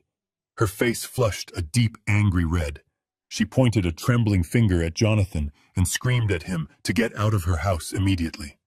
She yelled that he was trespassing and that she was going to have him disbarred for harassing her family. But Jonathan did not even blink. He simply stood there, a towering monument of legal ruin, waiting for her to finish her childish tantrum. When yelling at my lawyer did not work, she turned her furious, wild eyes back to me. The mask of the concerned, loving daughter was entirely gone, replaced by a vicious, cornered animal. She screamed at the top of her lungs, demanding to know where her children were. She accused me of kidnapping them. She frantically reached into her designer purse, pulled out her mobile phone, and held it up like a weapon. She yelled that I was a completely deranged, violent old man who had finally lost his mind. She screamed that she was calling the police right this very second. She threatened to tell the emergency dispatchers that I had taken her children hostage, that I was a physical threat to society, and that this entire psychotic episode was the exact undeniable proof the family court judge needed to lock me away in a mental asylum for the rest of my miserable life. She wildly pressed the screen of her phone, her thumb hovering over the emergency call button, her chest heaving with aggressive theatrical panic as she continued to scream at me desperately, trying to create the violent scene she originally needed for her hidden cameras. I remained motionless on the leather sofa. I did not raise my voice to match her frantic screaming. I did not try to defend myself against her ridiculous, desperate accusations. I calmly reached into the front pocket of my faded jeans and pulled out my own mobile phone. I looked directly into my daughter's wild, furious eyes. I told her in a voice as cold and hard as structural steel that she did not need to bother calling the emergency dispatchers. I told her that she was absolutely right about one thing. The authorities definitely needed to see the undeniable proof of exactly what kind of monsters lived inside this beautiful suburban house. I looked at my glowing phone screen and pressed a single pre-programmed button. I sent a blank text message to a specific number Jonathan had given me earlier that afternoon.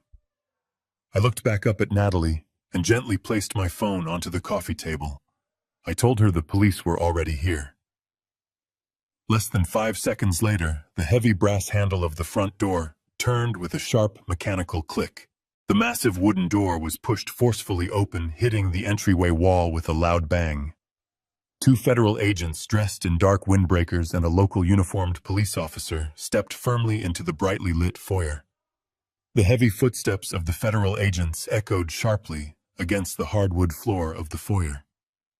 Natalie instantly pointed a shaking finger in my direction, her voice cracking with manufactured hysteria as she ordered the officers to arrest me for kidnapping her children. She expected them to rush forward and tackle the crazy old man sitting on the sofa.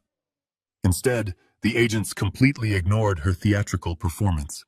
They did not even glance in my direction. They walked right past her, their expressions hard and strictly professional, and focused their intense gaze entirely on her husband. The local police officer calmly moved to stand directly in front of the heavy front door, effectively blocking the only exit out of the house. The sudden, terrifying shift in the atmosphere was palpable. The room was no longer a stage for my daughter's psychological manipulation. It had instantly transformed into a very real, very dangerous federal crime scene. Derek took a staggering step backward, his back hitting the cold drywall. He swallowed hard, wiping cold sweat from his forehead. His eyes darted wildly around the room, desperately searching for a way out of a trap that he had not even realized was set. Jonathan Pierce did not waste a single second. He unlatched his heavy leather briefcase and reached inside. He pulled out a thick stack of official banking documents and slapped them forcefully onto the mahogany coffee table right on top of their scattered luxury vacation receipts. The sharp smack of the heavy paper hitting the wood made Derek physically jump. I watched his eyes lock onto the top page. It was the fraudulent home equity line of credit agreement, the very same document that contained my perfectly forged signature authorizing the massive loan. But Jonathan was not finished. He reached into his briefcase a second time and pulled out a single heavily stamped piece of paper encased in a clear, protective folder. He placed it gently on the table right next to the fraudulent loan contract. This paper was the ultimate key locking them out. He smoothed the paper with his hand and looked directly at Derek. He announced that the single sheet of paper was a legally binding state-certified revocation of the medical and financial power of attorney. He made sure to emphasize the official date stamped clearly in red ink at the top of the page. November 22nd, exactly 2 full years ago. The color completely drained from Derek's face, leaving him looking like a terrified ghost. Jonathan clasped his hands in front of him and began to outline the absolute destruction of their lives in a calm, methodical voice. He explained the law with the cold precision of a surgeon holding a scalpel. He told Derek that manipulating an elderly parent into giving up their financial autonomy is certainly a despicable act of moral bankruptcy, but in the eyes of the civil court, it can often be a long drawn-out battle. However, Jonathan continued intentionally presenting a legally dead, completely invalidated power of attorney document to a federally insured national bank is a vastly different story. He took a slow step closer to Derek, his imposing presence dominating the room. He stated that using that dead document to illegally extract $600,000 of pure home equity is not a family dispute. It constitutes a severe premeditated act of federal bank fraud. Jonathan pointed to the federal agents standing quietly in the room. He explained that because the targeted financial institution was federally insured, the crime carried immediate federal jurisdiction and a mandatory non-negotiable prison sentence of at least 10 full years behind iron bars. Jonathan did not stop there. He wanted Derek to know that every single dark corner of his criminal life had been fully illuminated. Jonathan casually mentioned the private corporate entity known as Apex Holdings. He watched Derek's knees visibly buckle at the sound of his own secret shell company. Jonathan calmly explained that the federal agents were already fully aware of the massive civil litigation currently pending against Derek's commercial real estate brokerage. He detailed how the stolen $600,000 had been illegally wired directly into that hidden account in a desperate last-minute attempt to pay off the angry private investors he had been actively embezzling from for the past 4 years. Jonathan's voice grew dangerously quiet as he delivered the final crushing blow. He told Derek that the authorities possessed the complete paper trail, the digital wire transfers, the fake appraisal report, and the audio recording from the hidden cameras, proving their malicious intent to silence me. The airtight trap they had spent months building for me had been completely reversed, and Derek was now hopelessly caught firmly inside its steel jaws. The profound weight of the incoming federal indictment crushed Derek instantly. He looked at the federal agents, his breathing rapid and shallow, completely overwhelmed by the terrifying reality of spending the next decade of his life locked inside a federal penitentiary. The arrogant, wealthy corporate broker vanished completely, replaced by a pathetic, desperate coward who would do absolutely anything to save his own skin. He was willing to sacrifice the mother of his children. He physically recoiled, stepping aggressively away from his wife, as if she were suddenly infected with a deadly disease. He raised his trembling hands defensively in the air and shook his head violently. He pointed his index finger directly at Natalie's face, his voice cracking with selfish panic. He screamed that he had absolutely nothing to do with the forged signature on the bank documents. He yelled that it was all her idea from the very beginning, that she was the one who physically signed the fraudulent papers, and that it was her father's house. He looked desperately at the federal agents and begged them to believe that she had manipulated him into the entire scheme. Natalie stood perfectly still, her eyes wide with absolute shock, letting out a loud, agonizing scream of pure betrayal that echoed off the living room walls. Her piercing scream slowly faded into a pathetic, breathless sob. Natalie stared at her husband, her face twisted in a mask of absolute horror, as she realized that the man she had conspired with was willing to sacrifice her without a single moment of hesitation. But the survival instinct of a cornered predator is a truly remarkable thing. Instead of collapsing into a puddle of defeated tears, she violently spun around and marched directly toward the two federal agents. She positioned herself firmly between the officers and her trembling husband, forcefully pointing her manicured finger back toward me. Her voice took on a frantic, pleading tone. She told the agents that they had to listen to her. She insisted that they were making a catastrophic mistake. She claimed that the entire situation was nothing more than a tragic misunderstanding brought on by a severely sick, delusional old man. She begged the officers to look at the family court petition she had filed, desperately trying to spin her malicious conservatorship plot into a protective medical shield. She told them that my mind was completely gone, that I was suffering from advanced dementia, and that my ruthless lawyer was taking cruel advantage of my rapidly declining mental state. She swore up and down that I was completely paranoid, that I had entirely made up the unbelievable story about a fake business trip, and that I had probably forged those complicated banking documents myself in a sudden fit of severe, uncontrollable psychosis. I watched my own daughter attempt to weaponize my sanity right in front of federal law enforcement. I did not feel a single drop of anger. I only felt a profound, exhausting pity for the hollow shell of a human being she had become. I slowly stood up from the comfortable leather sofa. My movements were calm, deliberate, and entirely steady. The federal agents immediately turned their undivided attention to me, their hands resting cautiously near their heavy utility belts, waiting to see how the supposedly violent, highly unstable old man would react to such aggressive public accusations. I did not shout. I did not wave my arms in protest. I simply reached into the front pocket of my faded jeans and pulled out my mobile phone. I calmly explained to the agents that my daughter and her husband had spent the entire week secretly installing hidden surveillance cameras throughout my private home. I told them that they did this to capture a manufactured psychological breakdown, because they desperately needed high-definition video proof to secure an emergency conservatorship order by Monday morning. I tapped the glowing screen of my phone, opened the digital audio file I had extracted from Derek's computer, and turned the volume speaker all the way up. I handed the digital device directly to the lead federal agent. The crisp, perfectly clear audio of Derek and Natalie discussing their treacherous Aspen vacation and their calculated plot to destroy my entire life filled the tense, quiet living room. The seasoned agents listened in absolute silence as my daughter's recorded voice cruelly laughed about my deceased brother's funeral. They heard her proudly outline her master plan to use her own innocent children as emotional bait to push a grieving grandfather to the absolute brink of temporary insanity.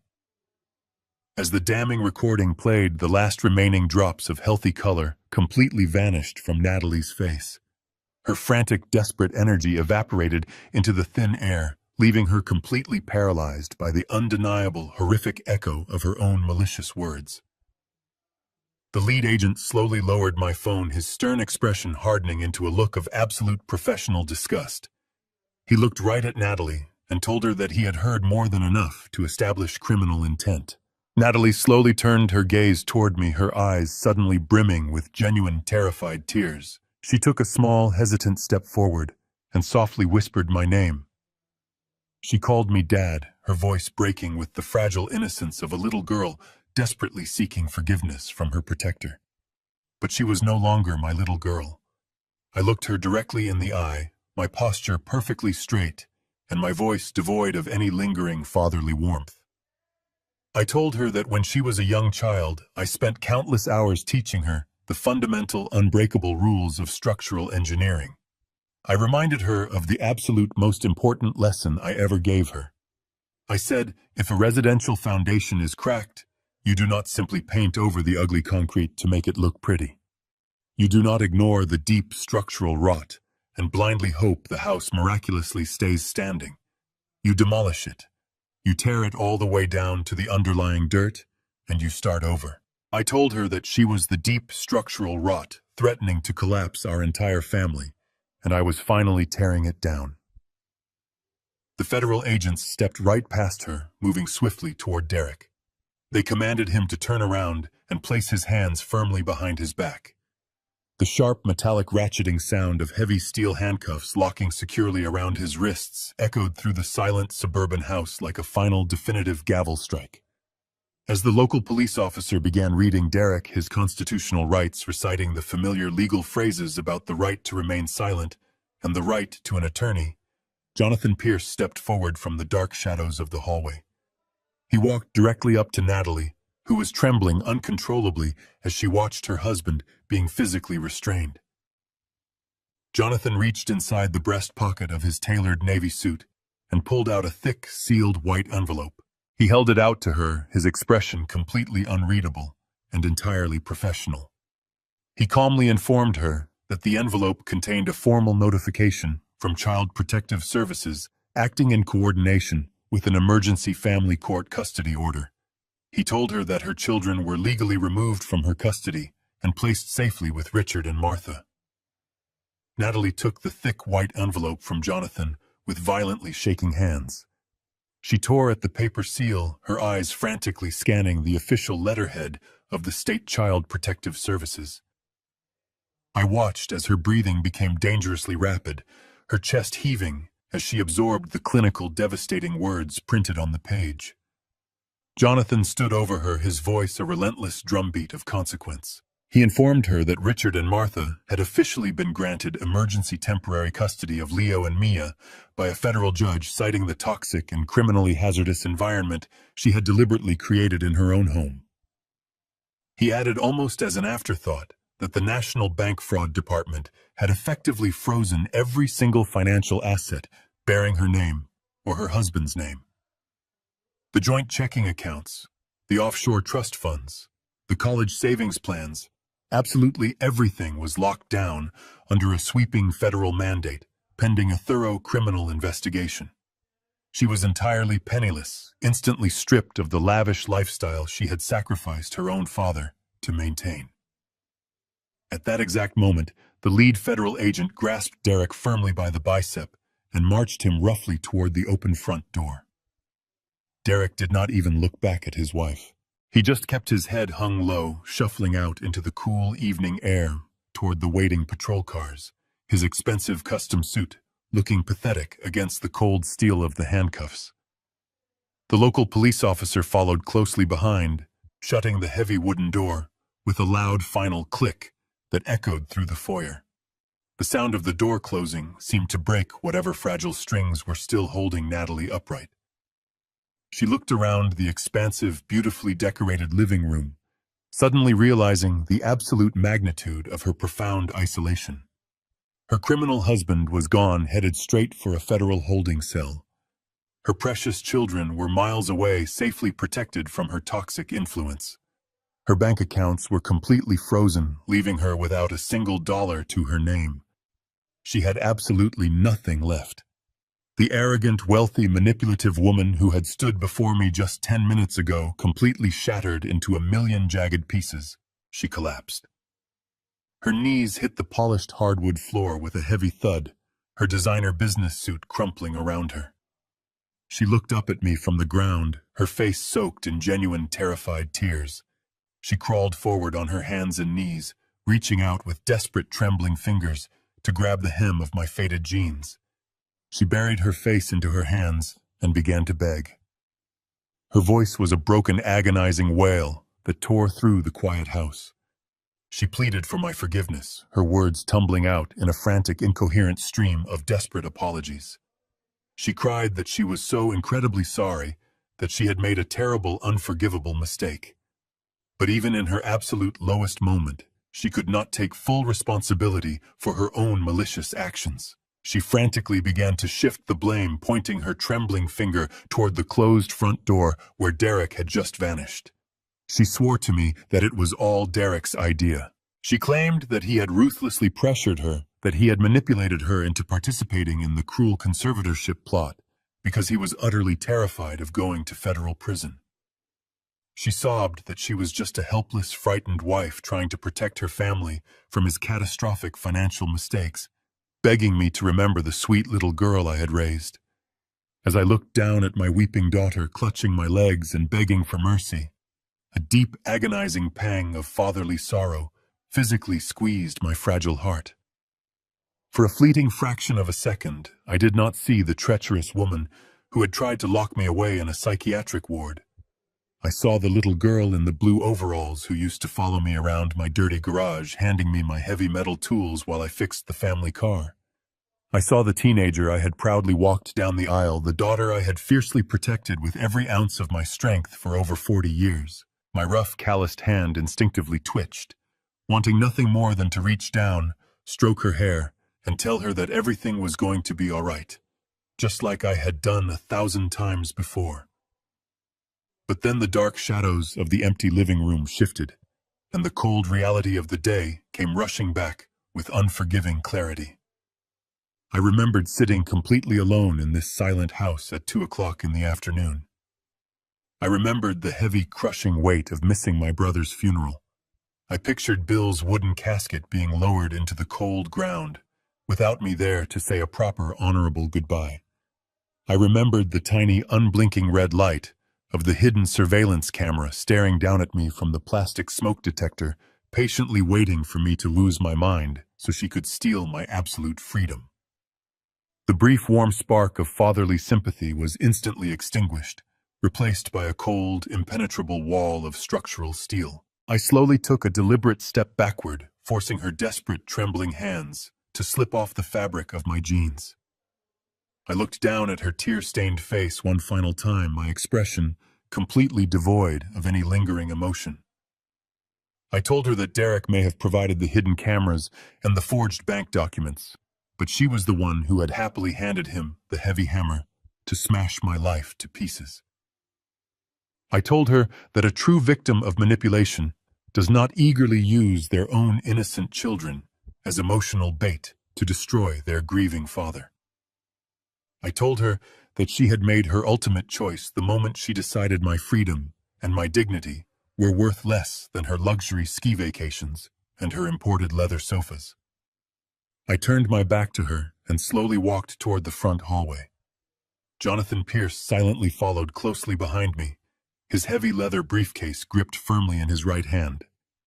I reached out and grasped the cool brass handle of the heavy wooden front door. Behind me, Natalie let out a raw, deafening scream of pure, unadulterated terror. She screamed my name over and over again, begging me not to leave her alone in the dark, pleading for a second chance that she absolutely did not deserve. I pushed the door open, stepping out into the crisp, clean evening air. I walked down the long, winding concrete driveway, without looking back a single time, leaving my daughter sobbing hysterically on the floor of the empty camera-rigged house she had built to be my permanent prison. The crisp evening air filled my lungs as I walked away from that sprawling suburban house. I reached the end of the long block where my reliable truck was parked under the dim glow of a street lamp. I climbed inside, gripped the worn leather steering wheel, and let out a long, shuddering breath. The deafening sound of my daughter crying had faded into the quiet hum of the engine, but the absolute finality of what I had just done settled deep into my bones. I drove back to my peaceful craftsman home, walked through the front door, and locked it securely behind me. The terrible storm had finally passed, leaving nothing but a profound, ringing silence in its wake. Fast forward exactly 1 month. The wheels of federal justice usually turn at a painfully slow pace, but when you hand prosecutors a perfectly wrapped gift containing high-definition audio confessions, forged bank documents, and a clear trail of stolen money, those wheels spin with terrifying speed. Jonathan Pierce called me almost every single day with detailed updates regarding the massive legal fallout.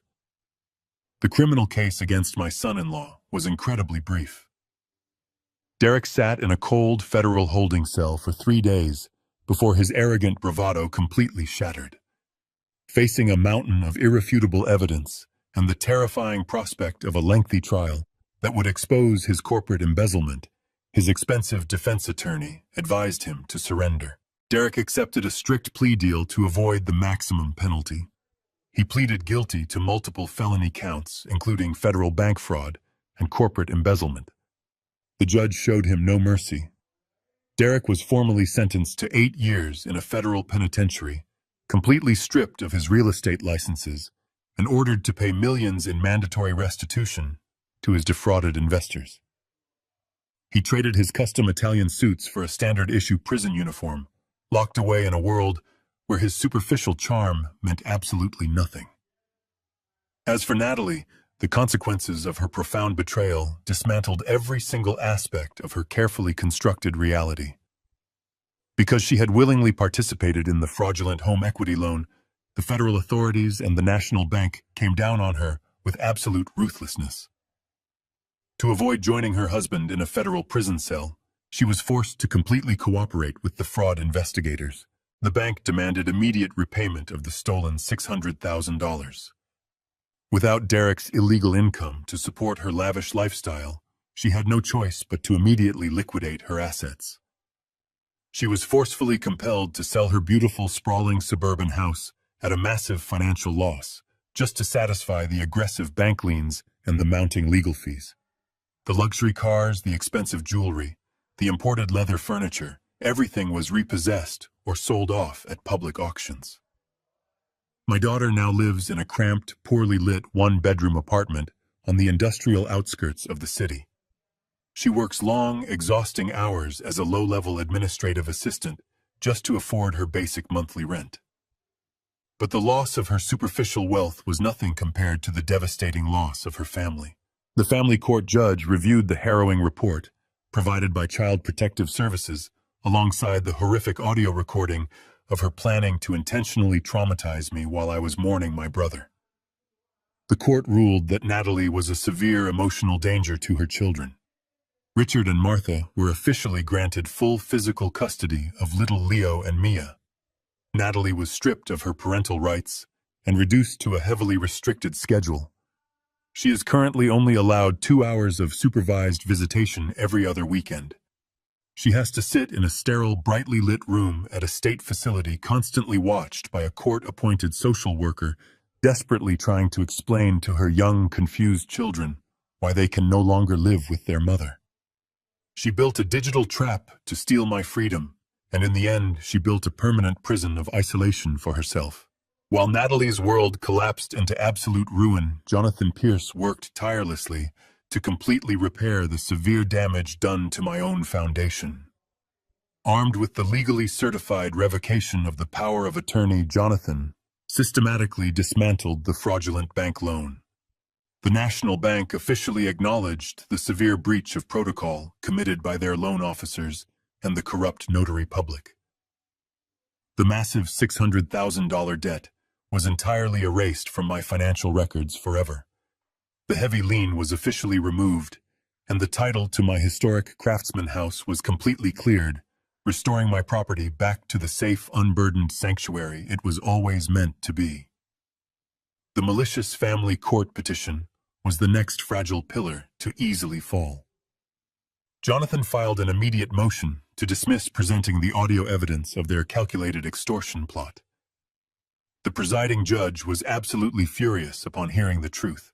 The judge threw the entire conservatorship case out of court with extreme prejudice, ensuring that Natalie could never again attempt to file such a baseless, vindictive claim against me in the state of Illinois.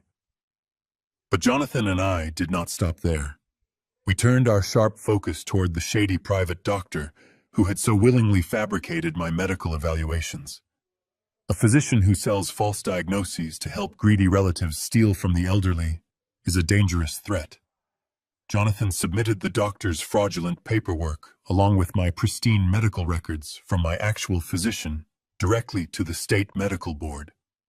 A swift, aggressive investigation was immediately launched. When the investigators raided his private clinic, they discovered a long, horrific history of similar fraudulent practices. The doctor permanently lost his medical license in absolute disgrace. He now faces severe criminal charges for medical fraud and conspiracy. The toxic rot threatening to destroy my life was meticulously identified, removed, and utterly destroyed. I was finally standing on solid ground, again breathing free air, in the quiet comfort of my own home, completely ready to rebuild my future. The crisp autumn air carried the cheerful sound of children laughing across the freshly mowed grass of my backyard. I stood on the wooden deck of my craftsman house holding 2 steaming mugs of black coffee. I walked down the short flight of stairs and handed one of the mugs to Richard, who was sitting comfortably next to his wife Martha on the sturdy cedar bench I had built many years ago. It was a beautiful Saturday afternoon, the kind of day that makes you appreciate the simple, quiet rhythm of a peaceful life. We sat together in a comfortable, companionable silence, watching little Leo and Mia chase a bright yellow soccer ball across the wide expanse of the yard. The children were completely vibrant and full of pure, unrestrained joy, entirely shielded from the devastating adult storm that had so violently upended their young lives just a few short months prior. Looking at Richard and Martha sitting in my garden, I realized that a profound shift had occurred in my understanding of what a family truly is. We were 3 aging parents who had all suffered the ultimate heartbreak of watching our own flesh and blood succumb to the absolute worst kinds of greed and moral decay. But instead of letting that shared tragedy break us apart or sink us into a bitter, lonely despair, it had forged a deep, unbreakable bond between us. We had become a new, highly unconventional family, carefully built from the broken pieces left behind by our toxic children.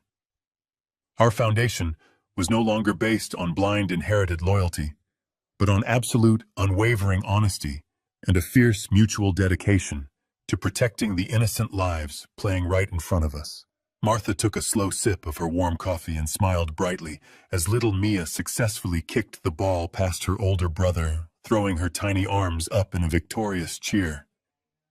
Martha leaned over and gently patted my arm, her eyes shining with a deep, unspoken gratitude for the safe haven we had managed to create together.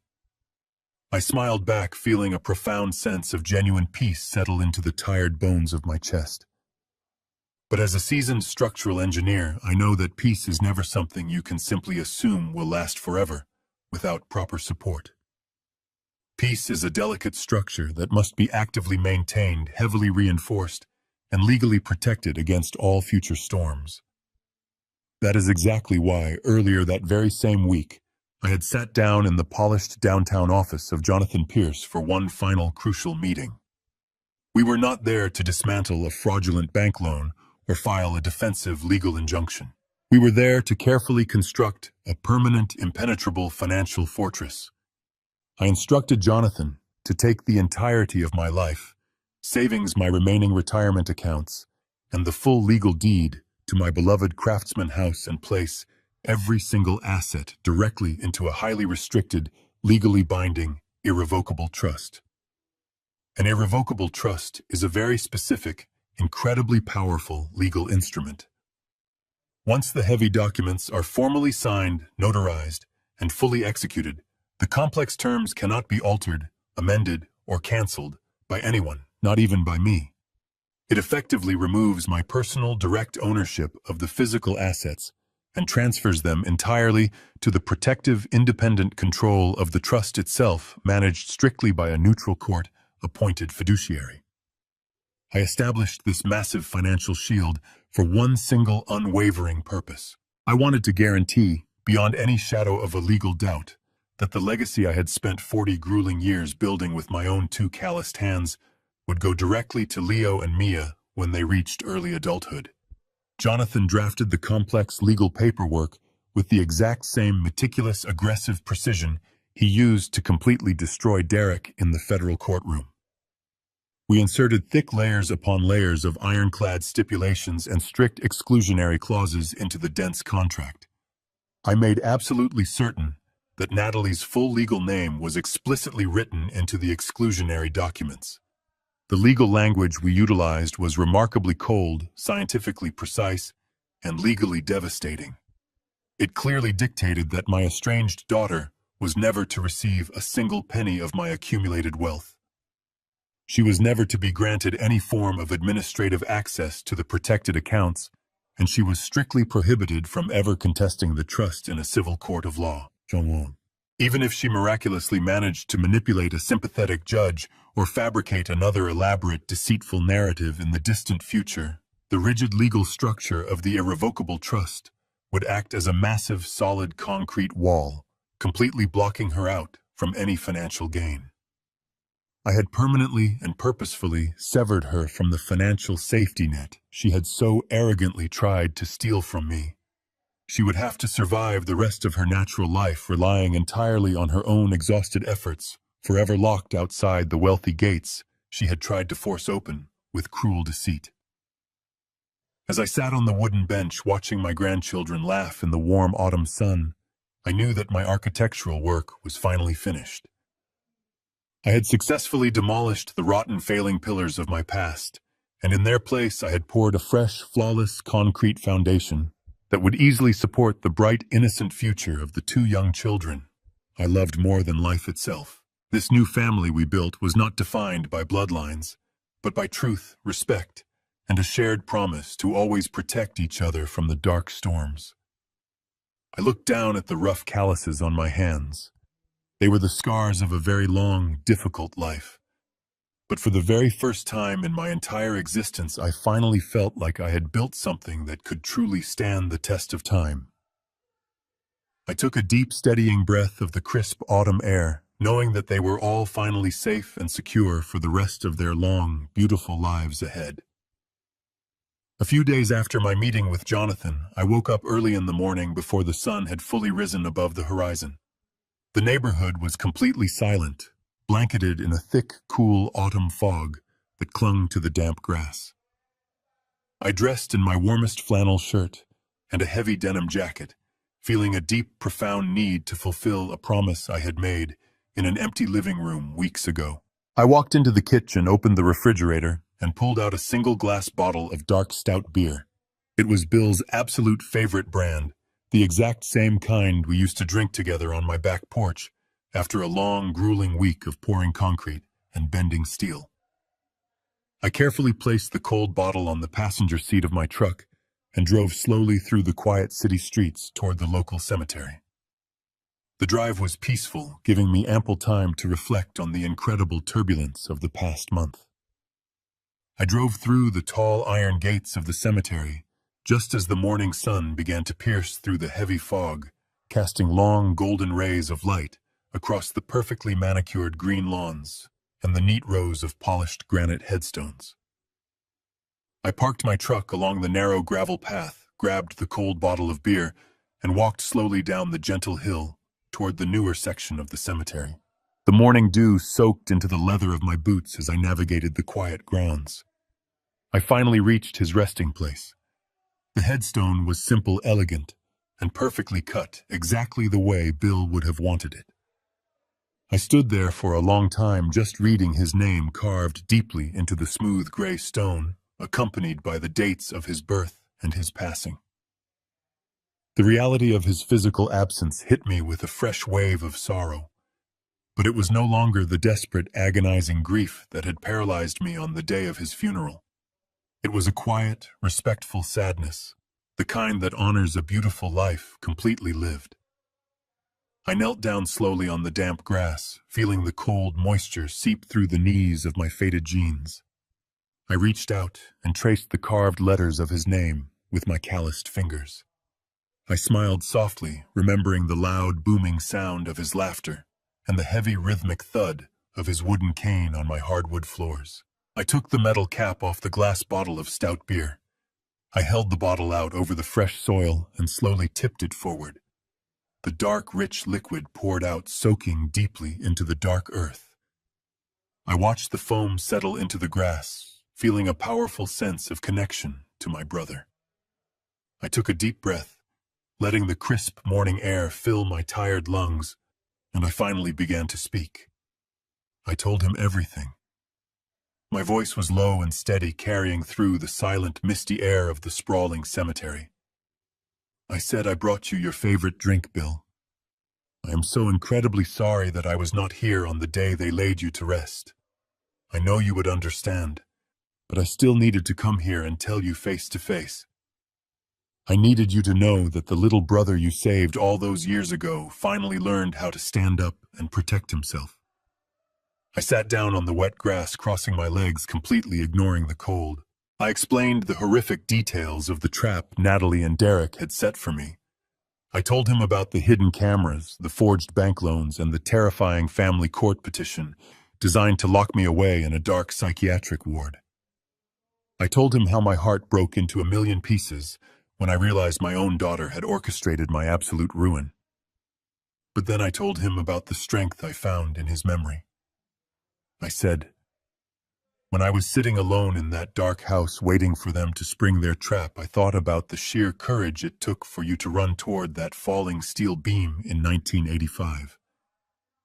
I continued speaking, the profound realization washing over me like a warm wave of absolute clarity. I said you did not hesitate, Bill. You saw a catastrophic disaster falling directly toward me, and you threw your own body into the wreckage to push me out of harm's way. You shattered your legs so that I could walk away completely unharmed. For decades, I thought your sacrifice was just about keeping me alive. I thought it was simply about letting me survive that terrible day on the construction site. But sitting in that empty living room, surrounded by hidden microphones and treacherous lies, I finally understood the true weight of what you did. I looked directly at the engraved letters on the cold granite stone, my eyes filling with warm tears of profound gratitude. I said you did not just save my life in 1985, brother. You gave me the absolute strength and the heavy responsibility to save the rest of my life right now. If I had let my daughter destroy me, if I had simply surrendered to her cruel manipulation and allowed her to lock me away, I would have been throwing away the miraculous second chance you suffered so terribly to give me. I realized that honoring your ultimate sacrifice meant absolutely refusing to let my life be ruined by toxic, greedy people. The tears silently tracked down my weathered cheeks, but they were tears of profound peace. I said you saved me twice, brother. Your beautiful memory saved my soul from being crushed. I placed my rough hand on the cold granite headstone. I whispered a final heartfelt thank you to the silent stone, turned around, and walked forward into the bright, warm sunlight, completely ready to truly live my saved life. As I walked out of those iron gates and back into the normal rhythm of the world, a heavy weight permanently lifted from my shoulders. A month has passed since that morning at the cemetery, and my life has settled into a beautiful, quiet routine. I spend my days working in my woodshop, teaching my grandson Leo how to properly measure and cut timber, and watching my granddaughter Mia paint the birdhouses we build together. Richard and Martha come over every Sunday for dinner. We do not talk about Derek sitting in a federal prison, and we do not talk about the cramped apartment where my daughter now lives alone. We talk about the future. We talk about the children. We laugh, and our laughter fills the spaces that were once suffocated by deceit. But I know that many of you listening to my story right now might be sitting in the exact same dark place I was just a few short weeks ago. You might be staring across a dining room table at a family member who uses your love as a weapon. There is a very dangerous lie that society forces upon us, especially upon parents. We are told from the moment we hold our children in our arms that family is absolutely everything, that blood is thicker than water, and that we must forgive our relatives no matter how terribly they treat us. We are conditioned to believe that setting a boundary with a family member is a selfish act. But let me tell you something I learned the hard way. Sometimes the blood that is supposed to bind you together is the exact same water that is slowly drowning you. Abuse should never be tolerated just because it comes from someone who shares your last name. Disrespect does not suddenly become acceptable just because the person tearing you down is the same person you once taught how to walk. I spent 40 years of my life believing that my ultimate duty as a father was to provide a relentless safety net for my daughter. I thought that if I just gave her enough, loved her enough, and forgave her enough, she would eventually learn to appreciate the foundation I built for her. I was entirely wrong. When you give everything to someone who has no moral compass, they do not become grateful. They simply become entitled. They begin to view your generosity as a weakness, and they start looking for ways to extract every last ounce of your worth before you are gone. My daughter did not just want my money. She wanted my absolute surrender. She wanted to erase my dignity, lock me away in a sterile hospital room, and steal the legacy I had broken my back to build. The hardest thing a parent can ever do is look at their own child and realize that they have raised a predator. It goes against every single biological instinct we possess. Your heart screams at you to protect them, to cover up their mistakes, to take the blame upon yourself. But you cannot protect someone from the consequences of their own malicious actions without eventually becoming their ultimate victim. As a structural engineer, I spent my entire career looking at blueprints. I know that every single building, no matter how tall or magnificent, relies entirely on the strength of its foundation. If the concrete is poured incorrectly, if the steel rebars are completely rusted through, the building will inevitably collapse. You cannot save a doomed structure by simply hanging new curtains or painting the walls a brighter color. You have to be brave enough to swing the wrecking ball. You have to be strong enough to tear it all down to the dirt, clear away the toxic debris, and start over from scratch. That is exactly what I did to my own family. I demolished the toxic structure my daughter built, and I poured a brand new foundation for my grandchildren. It was the most painful decision of my entire life, but it was also the most necessary. I am sharing my story with you today because I know there are good, hardworking people out there who are being secretly crushed by the immense weight of their own toxic families. You might be listening to this while hiding in your bedroom or driving in your car, wondering how much longer you can endure the manipulation and the constant disrespect. I am here to tell you that you absolutely have the right to walk away. You have the right to protect your peace, your finances, and your mental health, even if it means walking away from your own flesh and blood. You do not owe your life to anyone who actively tries to destroy it. Some people will say I went too far by letting my daughter lose everything. They will say a father should never turn his back on his own child, no matter what terrible crimes she committed. But respect is not inherited. It is earned. And abuse should never be tolerated just because it comes from blood. I removed the safety net she was using to strangle me, and I let her face the real world entirely on her own. Did I do the right thing? Or was I too harsh? Let me know in the comments. I always read every single comment, and I truly do value your honest opinions. And please tell me which city you are watching from today. It brings me so much joy to know how far these stories travel. If you found value in my journey, do not forget to subscribe and leave a super thanks if my story gave you the courage to stand up for yourself. Always protect your foundation. Thank you for listening, and I will see you in the next story. Goodbye for now, my dear friends. And please remember to always stay incredibly strong out there in the wide open world today.